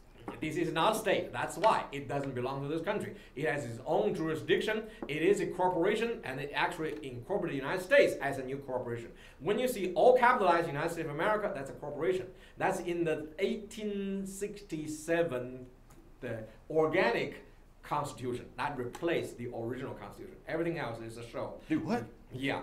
You check for the 1867 Constitution, okay? It has made the United States a corporation, okay? And it's a corporation, and you have a CEO, which is the president, elected. But, of course, those who control media will determine who's selected and who's elected.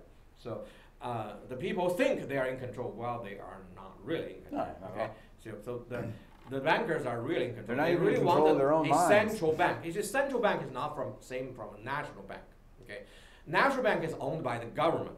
Okay, and the government is elected by people, and it's supposed to serve It's like the Federal Reserve. It should not be federal because right. It's not owned by. Right, but central bank is private, okay, and it's usually owned by the original bankers who are mostly Jews. Remember, they started doing banking in the Middle Ages when Christians are not supposed to do it. Okay, so they are behind all the trades and then all the wars and so on and so on, because they are the ones who are doing it. It's nothing to do with their ethnics. Or ethics, it's about ethics, but not ethics. It's not about that. It's about their profession. Okay, they are the ones who are doing this profession, and they took control basically of the world finance when the English Empire, financed by Church of England, started to conquer all of the rivals.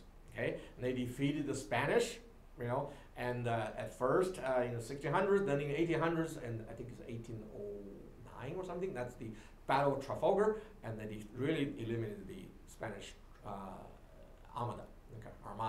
And then in the 18 something, Waterloo. Okay, that's when they defeated the French rival. Okay, Washington, not Washington, Napoleon. Okay, Napoleon was a Catholic French rival to the English British Empire, and he was defeated. Okay, however, on that battleground, both sides were supported by Rothschild banks. Okay, The France was supported by the French branch. But not just that. Well, of course not just that, but it is the major factor. There are many factors, but there's always major factor versus minor factor. I agree. Yeah, I mean, of course, French Revolution had a lot to do with the little ice age. You know, in the Middle Age, the Earth was very warm, and Europe had a lot of food. You know, even Greenland was green. Okay, but there was the little ice age. Okay, in the 1700 or so, and suddenly the Earth became very, very cold, and that's related with the sun. Okay, the sun's activity. Stopped its activity. You know, and that's why we become cold. And then later restarted again, and then we have so-called global warming. But we have never been as warm as the Middle Ages. Okay, Greenland is still white. Okay, Antarctica is still white. We're getting there. Antarctica is still white. Oh, yeah. Okay, remember we have maps of Antarctica. Yes. Without ice. Okay, so anyway, mystery, one of those mysteries. So it's something larger than we can really understand. Right. I mean, the weather and nature is unpredictable to an extent. I mean, you really can't determine what it's going to do. So, you know, when you want to see history, you want to see the big trend. There are multiple factors, and there are, you know, geological and climatic factors. But this factor of this satanic Jewish bankers pushing for one direction, that is there. That is one factor, and it's probably a major factor, as we can see as you connect the dots. Okay, so how did the Rothschilds take over England's money? It's because at Waterloo, both sides were supported by Rothschild, one of Rothschild's sons, okay, at the banks. And on the battlefield, only the bankers can cross the field to spread information, okay. And when Napoleon was defeated, the bankers sent information, and they sent back to Nathan Rothschild in London that Napoleon lost. Okay, Wellington won. Okay. However, what he did is he started to sell stocks as if we lost. I'm expecting a fall. He started to sell stocks. So everyone else did. Okay. So everyone else who followed the big trader, they started to sell. When everybody sold, and before the information came, he started to buy back. Okay. And when the information came, stock came back to normal, but expect that the ownership is transferred to the Rothschilds. Okay, so that's why the English branch of the Rothschild empire is the leading one, and the Bank of England became the controller of the world's wealth. Okay, and it's definitely malicious, but I wouldn't say it's evil. And they also start to control they're smart, and the evil side is when they are the Sabbatean Frankish part, when they do the wife swapping, their sin, redemption through sin, and do radical courses and plan revolutions. They have the French Revolution, Russian Revolution, and then through that Chinese Revolution, all of them, now the American Revolution, Arab Spring, now American Spring. So all of those are one series. Its all goal is to eliminate all the Christian power, and to, of course, restore Israel, and then let Israel be the strongest nation as we kill off all of the neighbor strong nations around Israel. So it's an interesting theory. Yeah, well, it's interesting, and it's fact. Okay, it's theory. It's theory. There's too many dots and too many holes in the middle of them. But anyway, when all the foxes are hunted, the dogs will be cooked. Okay, so that's why America will be on the chopping block. According to the conspiracy, America will be destroyed in the next 8 years. Actually, there was that quick, huh? Yeah. Well, thanks a lot, Trump. Trump came here and kind of put it on hold. Trump was a surprise. He and Jimmy I would say Carter, he's expediting it by creating a huge division amongst everybody. Well, actually, that's because he's awakening people to stop this maddening trend of killing our country. And the Kissingers, which is Council of Foreign Relationship, okay, there are 3 groups. They're agents, okay. Among the top leaders are spiritual, invisible. You never know who they are in this pyramid of so-called New World Order, okay. And the Rothschilds are second level to them, okay. And they're the bankers who lead. So we don't know who these people are. No, you can't. They can't know. If you want to know them, maybe call the. So you're supposed to you're basically having blind faith that those people exist. Well, there are documents, but you refuse to believe in them. Well, Okay? no, Like the but you said we protocol. can't know that who Well, they are. Well, because they're hiding them. We can suspect. We can never know for sure now. You know. But anyway, they have agents. Okay, the Rothschilds at top level. Then they have agents in the finance and in the actually witchcraft part. Okay, if you listen to John Todd, who was the top witch of America in the There's no such thing as witchcraft. That's because you don't believe in the supernatural world, but there is, if you believe or not. I know it's real. I have driven out I've demons. watched I people know do what witchcraft, happened. and nothing happened. Yeah, because they're not real. Okay, but I have driven out demons, and that is real. Okay. I'll say people have demons, and maybe they have enough belief that they can cure their own through the act of an exorcism. Demons can make a person speak in another person's voice. Okay, that is Well, I can do that's definitely real. So can I. Okay? Yeah, you can do it all day. But anyway, you don't believe, that's your issue, and then one day you will, and hopefully not too late, because I believe. Well, if all we have is 8 years, I'm gonna have to get to work. Yeah, well, that was the plan. That probably get delayed because of Trump. It was planned to be done during the presidency of Hillary Clinton.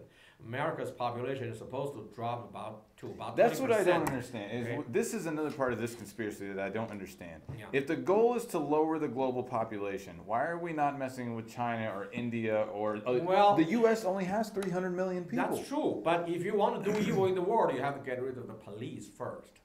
Okay, the police in the United States. Okay, so you have to get rid of America. And see, first. that's the problem I have with conspiracy is you come to one brick wall Okay. and you get a ladder and I'm gonna climb over this one. Well, and there's again, another wall, I don't like to believe in conspiracy theories, because the conspiracy theories who assume a lot are usually not good theories, as I told you. Right. Well, like good theories, not bad theories. But if they all point to a common thread, then it start to make sense. Then it's more likely a good But the theory thing than is a bad I mean, a good writer can make anything make sense Well, to somebody.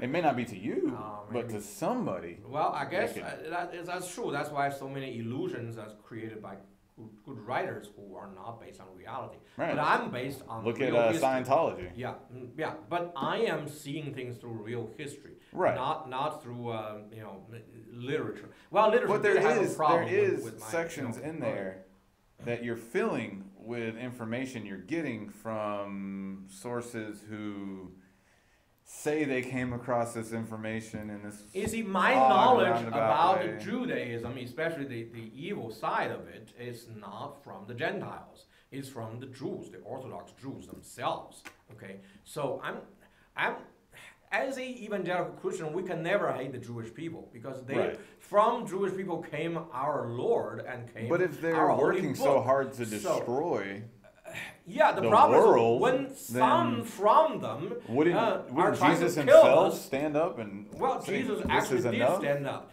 Okay, remember, the Talmudic Judaism is the Phariseeism, and Jesus at that time did stand up against Pharisees. Okay, and he says, he actually used the term, "You are the sons of the devil." Okay, and he's called you guys a synagogue of Satan. He used these terms. I didn't. Okay, and and the real reason, I think, if you think about from human point of view, the Jews were God's chosen people, and they always will be. Okay, I don't believe that they stop being. Okay, but as God's chosen people, they are not necessarily morally pure, because they have done a lot of bad things. As God's high priest, Aaron made the golden calf. So that's not necessarily means morally pure. It's just that God chose them to play out His plan. Okay, and but from them they develop a certain kind of entitlement. Okay, the entitlement says we are entitled to this land, the temple, the nation, and the I think we also gave them that entitlement. Well, yes, we do, and I think evangelical are very because guilty when you of hear that. anybody characterize a Jew, they're smart, math, just almost like an Asian person. Well, there's certain truth behind it, I guess. Yeah, there is absolutely. It's not. It's a stereotype, but there is truth behind the stereotype. But what I'm saying is, by elevating them to this level all the time, it's a social science. You tell someone they're better than others, then they become. And the others think that they're less because.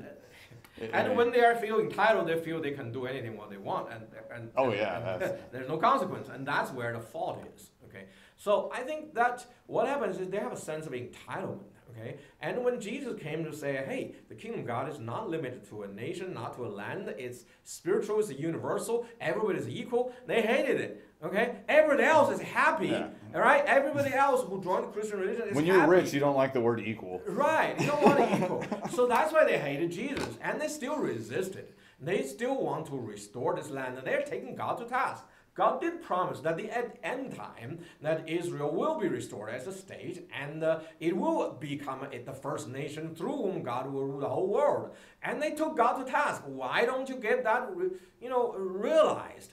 However, God is reserving that time for Jesus Christ's second coming, and before then, it will not happen. But these people who are rebellious against God, they are chosen people, but they are rebellious against God, and they're saying, we're going to make it ourselves, okay, with or without your help, okay? And we're going to seek for other help from other forces, even the demonic forces. But anyway, we're going to do it without you. And they're going to later show God, see, we can put the Antichrist there, rule the world. But the Bible says, yeah, God will allow this. God will give Antichrist 7 years to rule the world in Jerusalem. But after that, Jesus is going to come again, destroying him. So, but they won't count that. They always think of it, they might, this Antichrist might, We killed the first one. Yeah, rule forever, so on. So I think that is the satanic part. That's not the majority of the Jews, and that's not definitely not the Orthodox Jews, but there is this satanic portion of them, and they have a lot of money, they have a lot of power, and they are the force of leading the world that way. Okay? I'll agree. Money and power corrupts anybody. Right. And the evil side, now, going to the evil side, is that since they believed in the sin, redemption through sinning, and you got to do radical sins and so on, so the most radical sin is pedophilia. Okay? It's pretty bad. Yeah, it's very bad. If you're talking about evil, that is the extremely evil. But that is also the best way of blackmailing, of keeping one's mouth shut. Okay? If you join this, you're never going to tell others, because that's going to put a bullet behind your head, I know, but so, and I agree that would be a great way to blackmail somebody. But the problem that I have is that this theory has been placed upon all of the U.S. congressmen. Not all. About a third of them. See, and even a third is a huge number. That's a huge number. Yeah. But this is it's not based in any truth. It's fantastical to believe that these people are being blackmailed, because there's no evidence to support that blackmail. There's no evidence whatsoever to support that. Well, you're the ones who are refusing. I'm not saying that there are not senators out there that are having sexual relations with underage people. I believe it. I believe it's possible. Okay, you have but what I don't believe is that these people get into office and immediately they tell them, hey, you're going to have sex with this child, or you're going to be out of office. Well, no, that takes time to only when they are planned to be elevated to really high position, that's when they are given this. Because in the lower time, you just need to sign a contract with AIPAC, support Israel. And there were congressmen who refused to sign it, and they were elected out. So that there are different levels, there are different tests. The banker, the Ronald in Holland, he was doing already a lot of those, nefarious things, but until very late in his life, and people want to really elevate him, they think he's trustable, but he has to go through this, but he refused. So there are times when this is not necessary, but there are times when this is necessary. So anyway, I don't know who exactly. I've heard several names from the leakers, okay, from the Anon. Supposed okay. Again, whenever FBI, innocent until proven guilty. Okay. Even the law states that. Okay. Innocent until proven guilty. Okay. Again, that law is made partly by a conspirator to favor the guilty. But that law stands for everybody. Yeah. Well, good luck if you don't have a lawyer. Oh, I've been there. I've been there personally. Been there. Yeah. But it still stands. The system is it still rigged. Stands. The system was good, but it's rigged to favor the rich. Of course it is. So anyway. I cannot go more than that. If I say too much, next day I'm gonna have assassins. Right. Okay. That's okay. So I think I've already accumulated enough. I think we've done pretty well. It's 3 o'clock. To give us to assassinate. Anyway. Well, But I mean, some of the truth drawings is I've been truth. thinking about doing are probably going to get me. I've been thinking of a few paintings. I've never wanted to go political with my art, but I'm really walking that line right now because of the sheer chaos that's going on right now. And so I've been kind of contemplating my next series of paintings, and I'm thinking about doing some highly political paintings. Wow. So, well, God bless you. hopefully, I Uh, am you know, in a sense, you have to use propaganda against propaganda. Absolutely.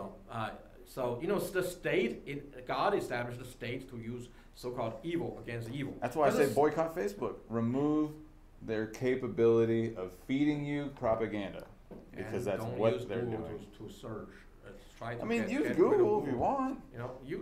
Use But DuckDuckGo doing the same thing. Don't feed these companies every picture of your body, every family member you have, every friend you have, every relationship you have, every like and dislike you have. Don't feed these people that, because you're building an AI that we're not going to be capable of stopping.